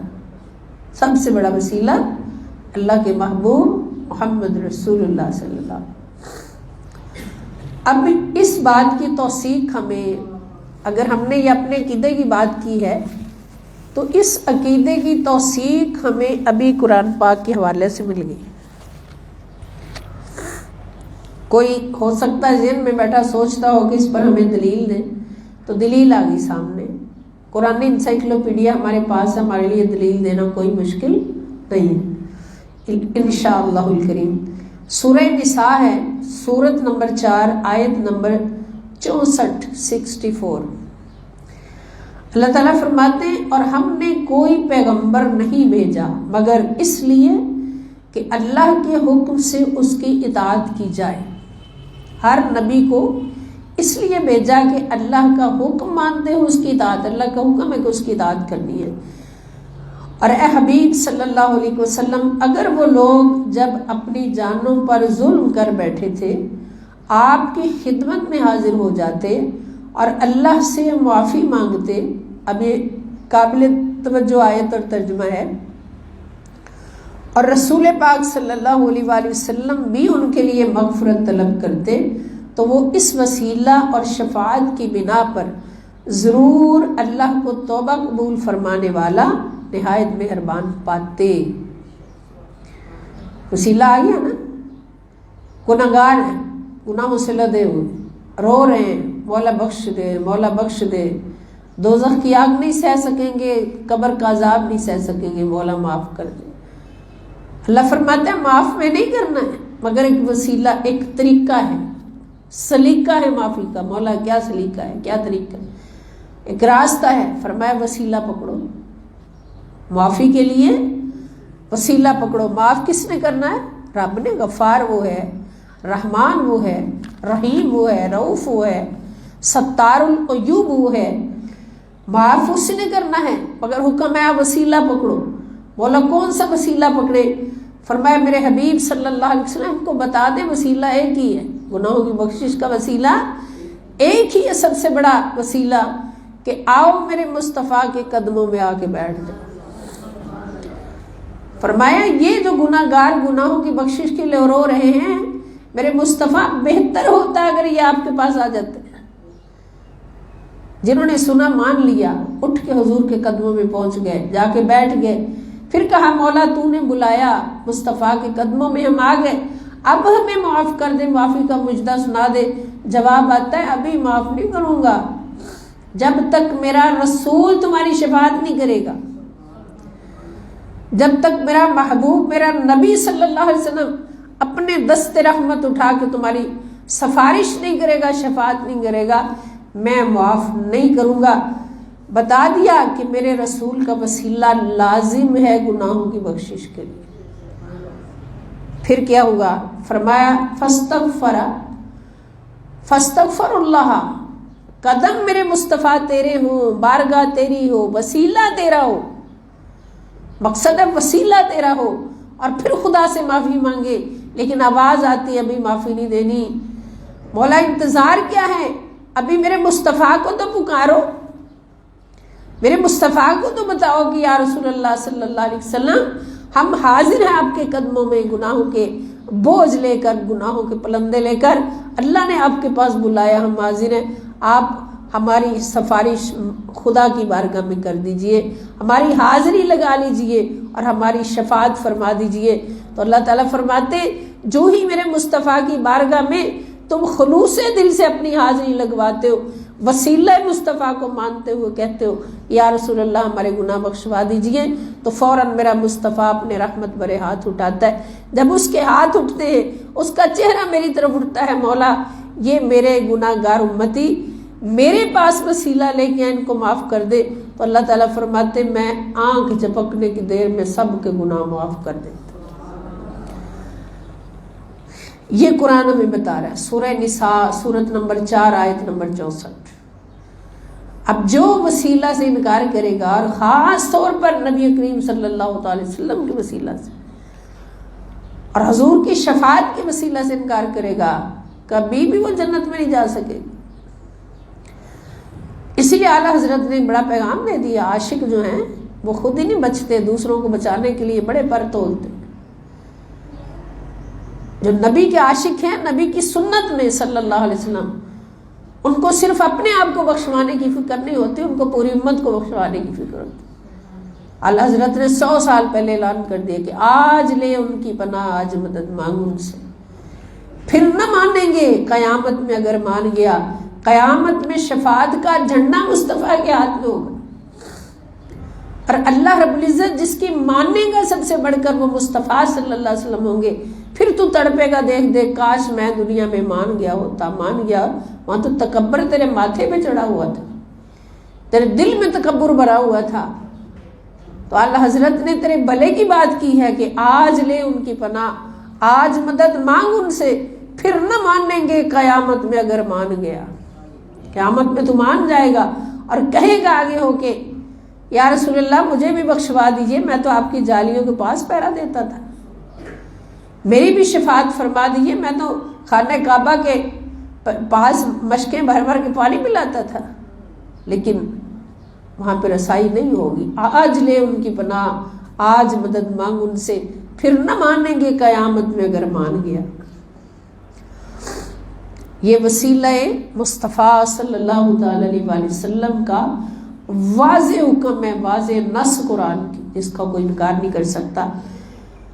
اس کے بعد اللہ تعالیٰ سورہ مائدہ میں فرماتے ہیں، آیت نمبر 35، یا ایھا الذین آمنوا اتقوا اللہ وابتغوا الیہ الوسیلۃ وجاہدوا فی سبیلہ لعلکم تفلحون۔ 3 باتیں فرمائی فلاح کے لیے، کامیابی کے لیے، 3 راستے بتائے۔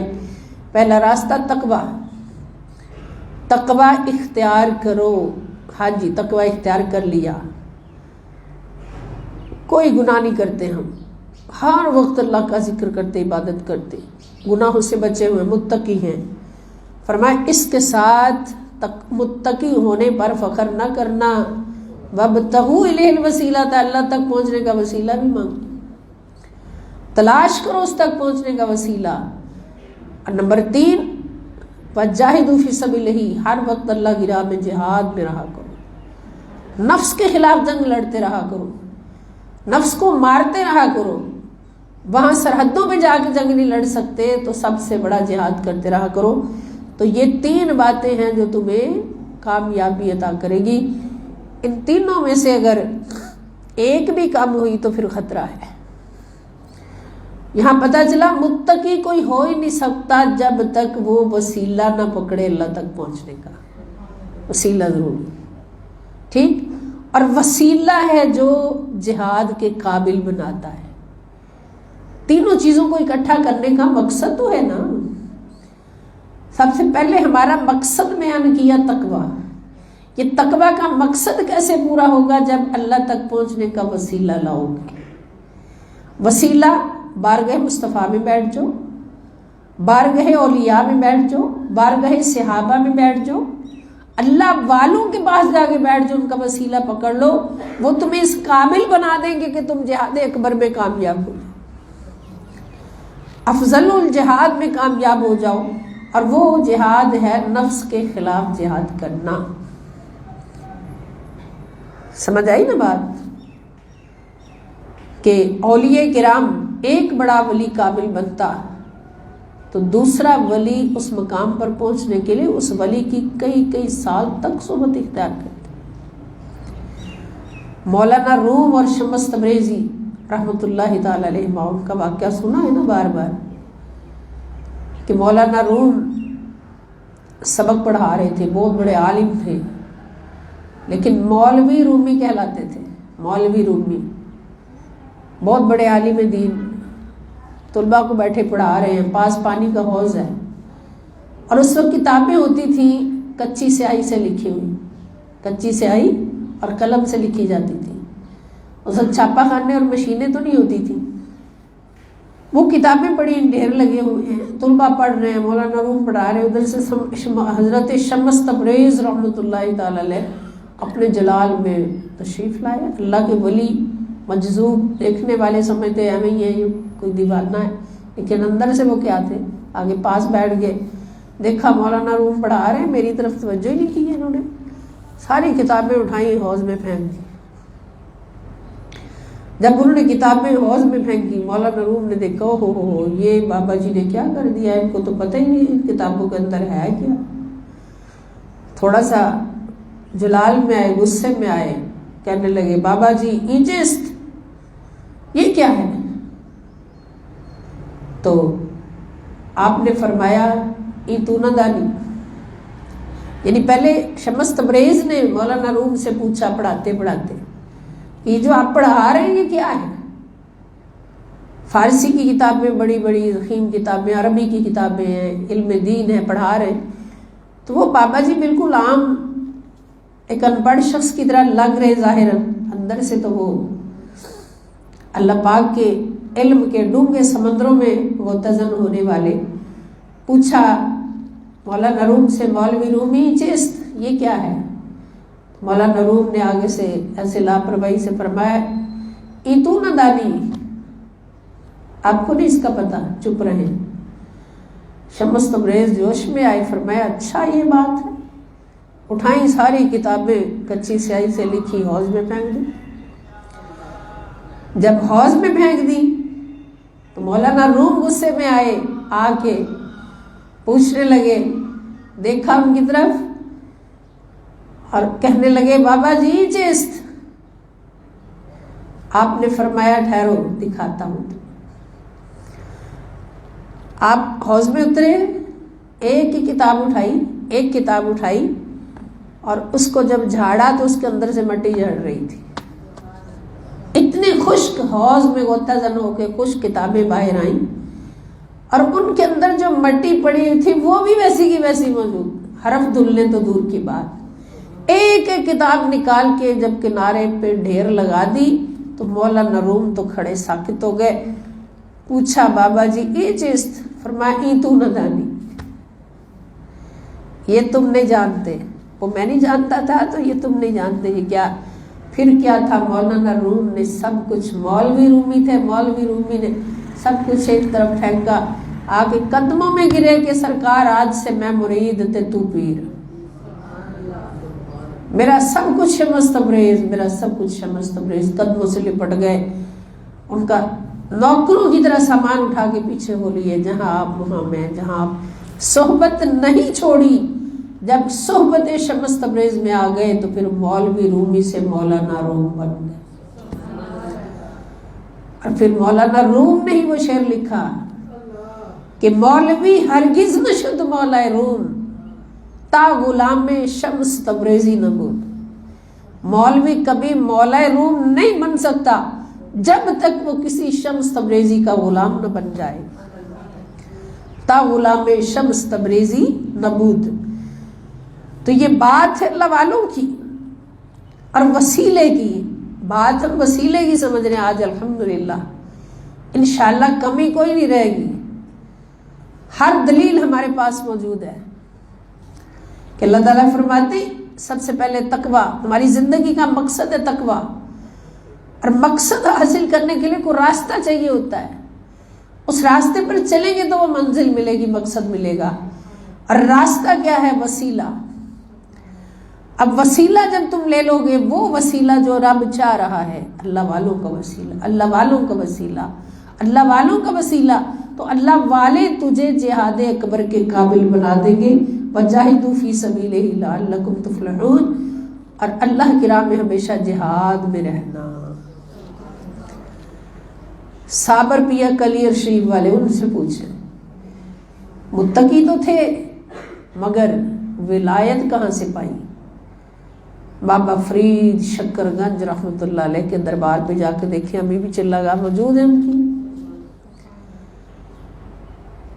کس طرح سے انہوں نے اس راستے سے گزارا، نفس کو مروایا، نفس کو مروایا۔ نفس کو مارنے کا سلیقے ہم خود نہیں سیکھ سکتے، اللہ والے سکھاتے ہیں، منزلوں سے گزارتے ہیں کہ اس منزل پہ پہنچ گئے ہو، اب نفس کا یہ حال کرنا ہے، اس منزل پہ پہنچ گئے ہو، اب نفس کا یہ حال کرنا، نفس کو اس طرح سے مارنا، اس طرح سے مارنا، جو وہ سکھاتے جاتے ہیں، اور ان کی بارگاہ میں بیٹھنے والا، چلا کرنے والا سیکھتا چلا جاتا ہے، آخر کار وہ صابر پیا کلیر شریف بن جاتا ہے۔ اور عالم یہ ہو جاتا ہے ان کا کہ مرشد فرماتا ہے، کھانے کا وقت آتا ہے، کھانا لے کے مرشد کی بارگاہ میں آتے، مرشد فرماتے یہ لو ایک روٹی اپنے لیے رکھ لو، یعنی اتنا کھانا اپنے لیے رکھ لو، باقی بانٹ دو، جو میرا ہے تو ادھر رکھ دو۔ تو اب جب کچھ دن بعد مرشد نے جا کے ان کے حجرہ مبارکہ کو دیکھا تو وہاں روٹیوں کا ڈھیر لگا ہوا۔ پوچھا بیٹے یہ روٹیاں کہاں سے آئیں؟ عرض کی حضور آپ کی دی ہوئی۔ بھئی میں تو تمہیں کھانے کے لیے دیتا تھا کہ روٹی اپنے لیے رکھ لو۔ حضور آپ یہ فرماتے تھے کہ اپنے لیے رکھ لو، آپ یہ نہیں فرماتے تھے کہ کھا لو۔ جس کا اتنے دن روٹی کھائے بغیر گزارا ہو جائے وہ ولایت کے کس مقام پر ہے؟ اور یہ ولایت کہاں سے لی؟ یہ اللہ والے کی صحبت سے لی۔ اللہ والوں کی درگاہوں پہ جا کے دیکھ لیں، چلا گاہیں ہیں مریدین کی، اور تربیت پانے والوں کی یہی وسیلہ ہے، یہاں پر اسی وسیلے کا ذکر ہے۔ سیدنا ابو بکر صدیق نے بھی چلا کیا بارگاہ مصطفیٰ میں، ابو بکر صدیق بن گئے۔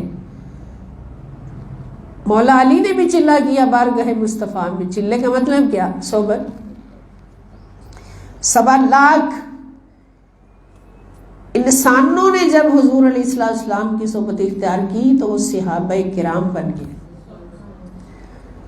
اور 70,000 ولیوں سے افضل ایک صحابی کے قدم کی خاک کا رتبہ ہو گیا۔ جتنی بلند صحبت ہوگی اتنا ہی بلند مقام ہوگا صحبت پانے والے کا، جتنی کم صحبت، چھوٹی عظمت والی صحبت ہوگی اتنا چھوٹا مقام ہوگا صحبت پانے والے کا۔ تو اللہ کی بارگاہ کا جو اپروچ ہے وہ نہیں ملتی وسیلہ اولیاء کے بغیر، وسیلہ صحبت اولیاء کے بغیر نہیں ملتی۔ اس لیے اللہ تعالیٰ نے کہیں نہ کہیں ہم پڑھ لیں گے انشاءاللہ کہ وَاصْبِرْ نَفْسَكَ مَعَ الَّذِينَ يَدْعُونَ رَبَّهُمْ بِالْغَدَاةِ وَالْعَشِيِّ يُرِيدُونَ وَجْهَهُ۔ غالباً یہ سورہ کہف کی آیت ہے جس میں اولیاء کرام کی شان و عظمت کا ذکر ہے۔ تو یہاں پر آپ نے وسیلہ مصطفیٰ صلی اللہ علیہ وآلہ وسلم کو بھی پڑھ لیا اور وسیلہ اولیاء کو بھی پڑھ لیا۔ اس کے بعد یہ ہم مختصراً گزرتے جاتے ہیں، حوالہ جات تو بہت ہیں، اگر سارے ذکر کریں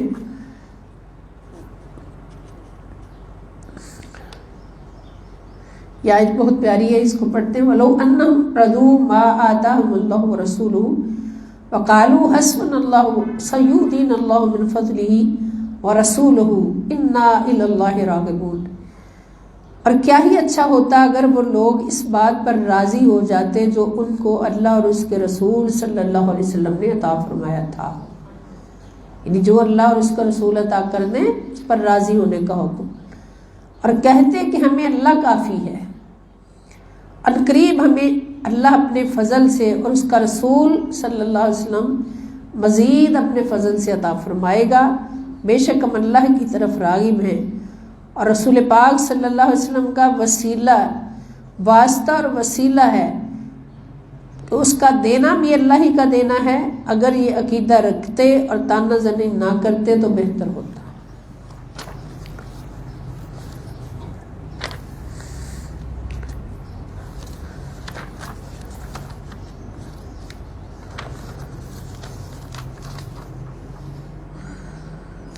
ہاں جی، یہ بازار اور دیگر مقامات غفلت میں اللہ تعالیٰ کے ذکر کی فضیلت، اس میں سے ایک آیت ہم لے لیتے ہیں کہ وَمَنْ أَعْرَضَ عَنْ ذِكْرِي فَإِنَّ لَهُ مَعِيشَةً ضَنْكًا وَنَحْشُرُهُ يَوْمَ الْقِيَامَةِ أَعْمَى۔ بڑی اہم پیغام اس میں، قَالَ رَبِّ لِمَ حَشَرْتَنِي أَعْمَى وَقَدْ كُنْتُ بَصِيرًا قَالَ كَذَلِكَ أَتَتْكَ آيَاتُنَا فَنَسِيتَهَا وَكَذَلِكَ الْيَوْمَ تُنْسَى۔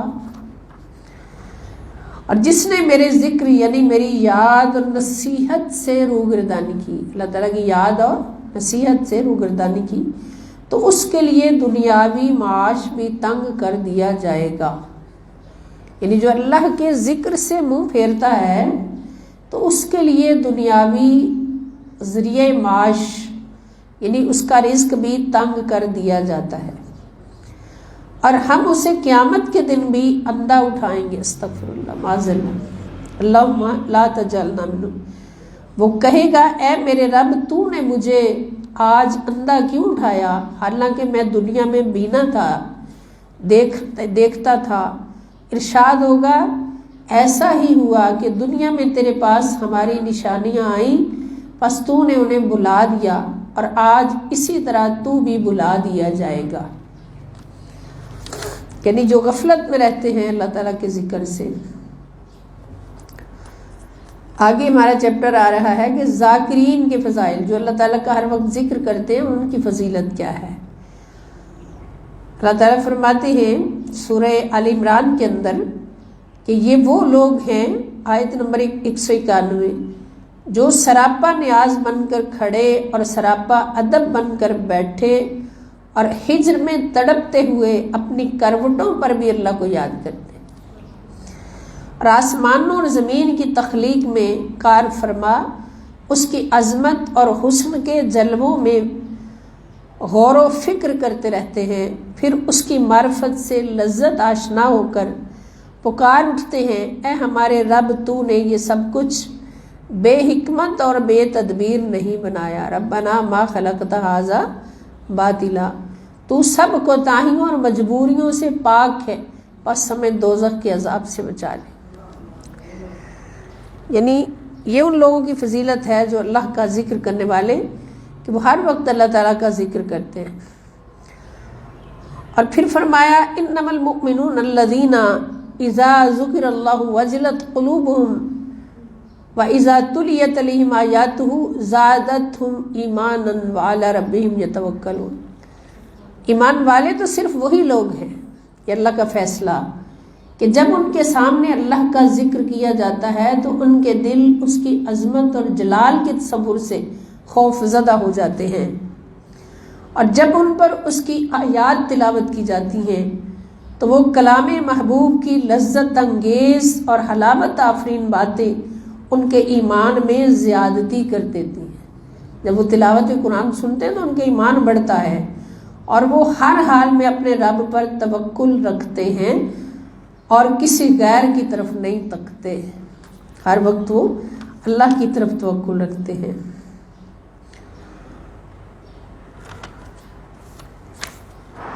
آگے وہی آیت ماشاءاللہ اسی سے ریلیٹ آ رہی جو ابھی ہم نے ذکر کیا اولیاء کی صحبت کا، کہ وَاصْبِرْ نَفْسَكَ مَعَ الَّذِينَ يَدْعُونَ رَبَّهُمْ بِالْغَدَاةِ وَالْعَشِيِّ يُرِيدُونَ وَجْهَهُ وَلَا تَعْدُ عَيْنَاكَ عَنْهُمْ تُرِيدُ زِينَةَ الْحَيَاةِ الدُّنْيَا وَلَا تُطِعْ مَنْ أَغْفَلْنَا قَلْبَهُ عَنْ ذِكْرِنَا وَاتَّبَعَ هَوَاهُ وَكَانَ أَمْرُهُ فُرُطًا۔ سورہ کہف، ابھی میں نے عرض کیا تھا کہ غالباً سورہ کہف کی آیت ہے، تو الحمدللہ یہ اسی سورت کی آیت ہے، آیت نمبر 28۔ اے میرے بندے، تو اپنے آپ کو ان لوگوں کی سنگت میں جمائے رکھنا جو صبح و شام اپنے رب کو یاد کرتے ہیں، اس کی رضا کے طلبگار رہتے ہیں، اس کی دید کے متمنی اور اس کا مکھڑا تکنے کے آرزومند رہتے ہیں۔ ہائے ہائے، تیری محبت اور توجہ کی نگاہیں ان سے نہ ہٹیں، ان کے چہروں پر محبت سے نگاہیں لگائے رکھنا، محبت سے ان کے چہرے تکتے رہنا۔ کیا تو ان فقیروں سے دھیان ہٹا کر دنیا کی زندگی کی آرائش چاہتا ہے؟ اور تو اس شخص کی اطاعت بھی نہ کر جس کے دل کو ہم نے اپنے ذکر سے غافل کر دیا، جس کے دل کو اپنے ذکر سے غافل کر دیا ہے، اس کی اطاعت بھی تو نے نہیں کرنی، اور اپنی ہوائے نفس کی پیروی کرتا ہے اور اس کا حال حد سے گزر گیا ہے۔ اب واضح طور پر اللہ تعالیٰ نے ایسے لوگوں کی صحبت میں بیٹھنے سے منع کر دیا، جو نرے دنیا دار ان کی مجلسوں میں بیٹھیں گے تو وہ رنگ تھوڑا تھوڑا ضرور چڑھے گا، وہ عادتیں ملیں گی، سمجھ آئی نا؟ اس لیے مجھے یاد آ رہی بات کہ بچپن میں والد گرامی سید محمد الحسین شاہ صاحب رحمۃ اللہ علیہ امی جان کو بھی، اور ہمارا بچپن تھا ہمیں بھی، یہ وصیت فرمایا کرتے تھے کہ کبھی کسی ایسی سہیلی سے دوستی نہیں کرنا جس کی صحبت دنیا داری کی طرف مائل ہو۔ امی سے بھی کہنا ایسی سہیلیاں بنایا کرو، ہمارے پاس ایسی عورتیں آیا کریں کہ جن کا اخلاق اور کردار بہت اعلیٰ ہو، قرآن و سنت کے مطابق ہو، اور کسی ایسی عورت سے نہ اس کو گھر میں بلانا ہے، نہ میری بیٹیاں اس کے پاس بیٹھیں، نہ تم ان کے پاس بیٹھنا۔ امی سے کہنا کہ جن کی باتیں دنیا داری کی طرف ہی ساری مائل ہو، دنیا دار کے سوا ان کو کوئی فکر ہی نہ ہو، یعنی بالکل دنیاوی محبت میں پھنسے ہوئے لوگ، تو صحبت انسان کو بنا دیتی۔ چنگے بندے دی صحبت یارو جی میں دکان اتاراں، سودا پاویں مول نہ لئیے بولے ہون ہزاراں، اور برے بندے دی صحبت یارو جی میں دکان لوہاراں، کپڑے پاویں کنج کنج بھئیے چنگا ہون ہزاراں، پھر بھی کوئی نہ کوئی چنگاری پاڑی جائے گی اگر کپڑوں کو سمیٹا بھی تو۔ اتار کی دکان کے اندر سے ایک چکر بھی لگا لیا تو کپڑے معطر، سارا کچھ معطر۔ تو اچھی صحبت یہ اللہ تعالیٰ حکم دیتے ہیں کہ ایسے لوگوں کی صحبت میں نہ جاؤ جو برے ہیں، بری سوچیں رکھنے والے ہیں، گھٹیا سوچ رکھنے والے ہیں۔ اب ایک گروہ جس کا اللہ پاک خاص طور پہ ذکر فرماتے، ذکر کرنے والا، کہ ان المسلمین والمسلمات، بے شک مسلمان مرد اور مسلمان عورتیں، اور مومن مرد اور مومن عورتیں، اور فرما بردار مرد اور فرما بردار عورتیں، اور صدق والے مرد اور صدق والی عورتیں، اور صبر والے مرد اور صبر والی عورتیں، اور عاجزی والے مرد اور عاجزی والی عورتیں، اور صدقہ و خیرات کرنے والے مرد اور صدقہ و خیرات کرنے والی عورتیں، اور روز مرہ اور روزہ دار مرد اور روزہ دار عورتیں، اور اپنی شرمگاہوں کی حفاظت کرنے والے مرد اور حفاظت کرنے والی عورتیں، اور کثرت سے اللہ کا ذکر کرنے والے مرد اور ذکر کرنے والی عورتیں، اللہ نے ان سب کے لیے بخشیں اور عظیم اجر تیار کر رکھا ہے۔ سبحان اللہ۔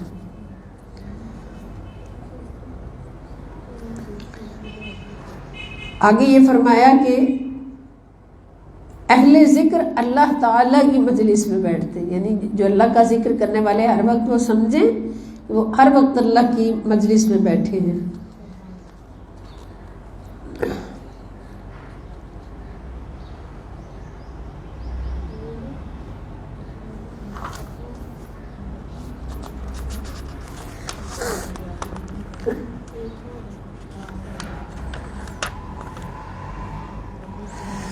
ہاں جی، اس میں ایک چیپٹر یہ آیا کہ ذکر الہی گھبراہٹ، خوف اور پریشانی کا علاج۔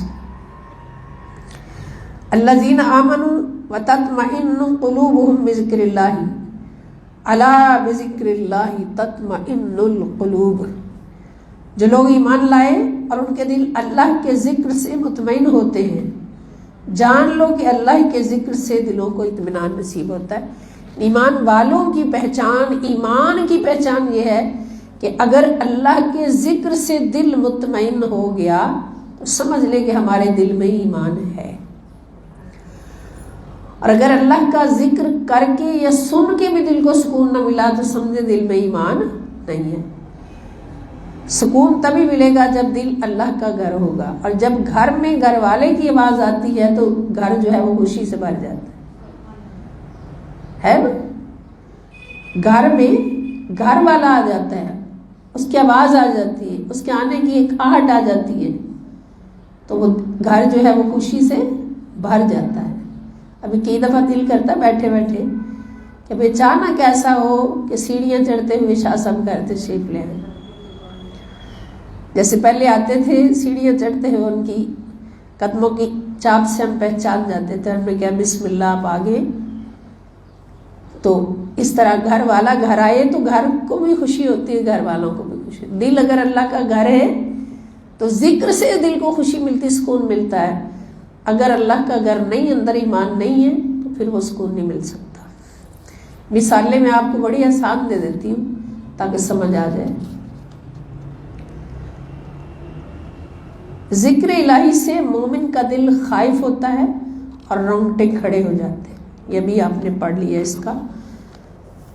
ذکر الہی مومنین کے ایمان کی تقویت کا ذریعہ ہے، ایمان کی تقویت اور طاقت کا ذریعہ ہے اللہ تعالیٰ کا ذکر۔ اللہ تعالیٰ کا ذکر دوزخ کے عذاب سے نجات کا باعث ہے کہ جو اللہ تعالیٰ کا ذکر کثرت سے کرتے ہیں وہ دوزخ کے عذاب سے بچ جائیں گے۔ اب سوال پیدا ہوتا ہے کہ دوزخ کے عذاب میں جانے والے کون ہیں؟ بڑے بڑے گناہ گار ہیں نا۔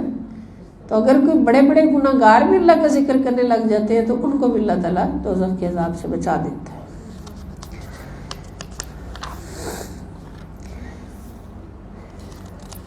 اچھا، پھر ذکر الہی اور تسبیح کے مناسب وقت کیا ہیں؟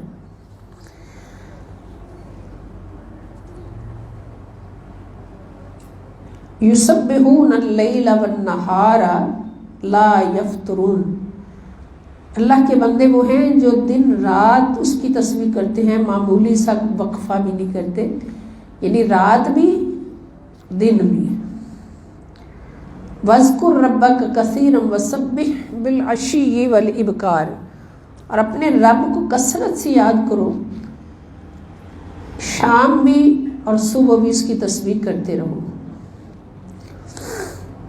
فَسُبْحَانَ اللَّهِ حِينَ تُمْسُونَ وَحِينَ تُصْبِحُونَ، بس تم اللہ کی تسبیح کیا کرو جب تم شام کرو یعنی مغرب اور عشاء کے وقت، اور جب تم صبح کرو یعنی فجر کے وقت۔ پھر فرمایا صبح شام اس کی تسبیح کرو۔ اس کے بعد فراغت کے وقت میں بھی اللہ کا ذکر کریں۔ فَإِذَا فَرَغْتَ فَانْصَبْ وَإِلَىٰ رَبِّكَ فَارْغَب، یہ واضح ارشاد اللہ تعالیٰ نے اپنے نبی صلی اللہ علیہ وسلم کو دیا کہ جب آپ تعلیم، تبلیغ، جہاد سارے فرائض سے فارغ ہو جائیں تو پھر اللہ کا ذکر کریں، اپنی توجہ اللہ کی طرف لگائیں اور اللہ کا ذکر کریں۔ وہ بھی اللہ کا ذکر تھا، اور جب وہ تو خلق خدا کی خدمت میں تھا، خلق خدا کی خدمت بھی اللہ کا ذکر ہے، اور یہ اللہ کا ذکر جو تنہائی میں جب آ جاؤ پھر اللہ کا ذکر کرو، موت کے آنے تک اللہ تعالیٰ کا ذکر کرو، یہ بھی قرآن کا حکم ہے۔ فَسَبِّحْ بِحَمْدِ رَبِّكَ وَكُن مِّنَ السَّاجِدِينَ وَاعْبُدْ رَبَّكَ حَتَّى يَأْتِيَكَ الْيَقِينُ۔ سو آپ حمد کے ساتھ اپنے رب کی تسبیح کیا کریں اور سجود کرنے والوں میں شامل رہا کریں اور اپنے رب کی عبادت کرتے رہیں تاکہ آپ کو آپ کی شان کے لائق مقام یقین مل جائے، یعنی موت کا وقت پھر آپ کی شان کے مطابق مل جائے۔ یعنی جن کو ہر وقت اللہ کے ذکر کی یہ شرف مل جاتا، عظمت مل جاتی، تو پھر ان کی موت بھی بہت اعلیٰ مقام پر آتی ہے۔ اور اس کے بعد ذکر الہی سے غفلت جو ہے اس کا انجام، ان لوگوں کا انجام بالکل جہنم ہے۔ اور ذکر الہی سے غافل وہی لوگ ہیں جن پر شیطان اپنا غلبہ پا لیتا ہے، ان کو ذکر الہی سے روک دیتا ہے۔ ان پر شیطان نے غلبہ پا لیا ہے، سورہ مجادلہ آیت نمبر 19۔ اس نے انہیں اللہ کا ذکر بھلا دیا ہے۔ یہی لوگ شیطان کا لشکر ہیں، جان لو کہ بے شک شیطانی گروہ کے لوگ ہی نقصان اٹھانے والے ہیں۔ یعنی جو اللہ کے ذکر سے غافل ہیں وہ یقین کر لیں کہ ان کو شیطان نے جفا ڈالا ہوا ہے، شیطان ان کے اوپر چھایا ہوا ہے، اور استغفر اللہ معاذ اللہ ان کو اللہ تعالیٰ کے ذکر سے دور کیا ہوا ہے۔ فرمایا اور ان لوگوں کی طرح نہ ہو جاؤ جو اللہ کو بلا بیٹھے، پھر اللہ نے ان کی جانوں کو ہی ان سے بلا دیا کہ وہ اپنی جانوں کے لیے کچھ ہی بھلائی آگے بھیج دیتے، وہی لوگ نافرمان ہیں۔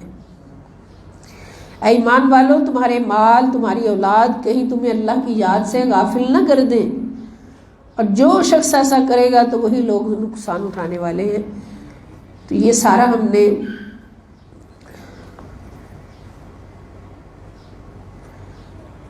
ذکر کے بارے میں، اللہ کے ذکر کے بارے میں ایمان باللہ کے تحت پڑھا کہ اللہ کا ذکر کرنا اور اللہ کے ذکر کے تمام پہلوؤں پر اپنے آپ کو سیٹ کرنا، یہ ایمان باللہ کے لیے بہت ضروری ہے۔ اللہ تعالیٰ پر ایمان کی بات تو پہلے ہو چکی کہ ایمان کا تقاضا محبت ہے، اور محبت کا تقاضا ذکر ہے۔ ایمان کی بنیاد محبت ہے اور محبت کی بنیاد ذکر ہے، تو جتنا ذکر زیادہ ہوگا اتنی محبت زیادہ ہوگی، جتنا محبت زیادہ ہوگی اتنا ایمان کمال پر ہو۔ اللہ پاک ہمیں کامل ایمان کے ساتھ جینے اور بننے کی توفیق عطا فرمائیں۔ وما علی الا البلاغ المبین۔ والسلام علیکم ورحمۃ اللہ وبرکاتہ، وإلی اللقاء انشاءاللہ تعالی۔ یہاں پر یہ عرض کر دوں کہ کل جمعۃ المبارک ہے، کل چھٹی ہوگی انشاءاللہ، اور پھر ہفتے کو ہم اپنی نئی کلاس کے ساتھ حاضر ہوں گے۔ والسلام علیکم ورحمۃ اللہ۔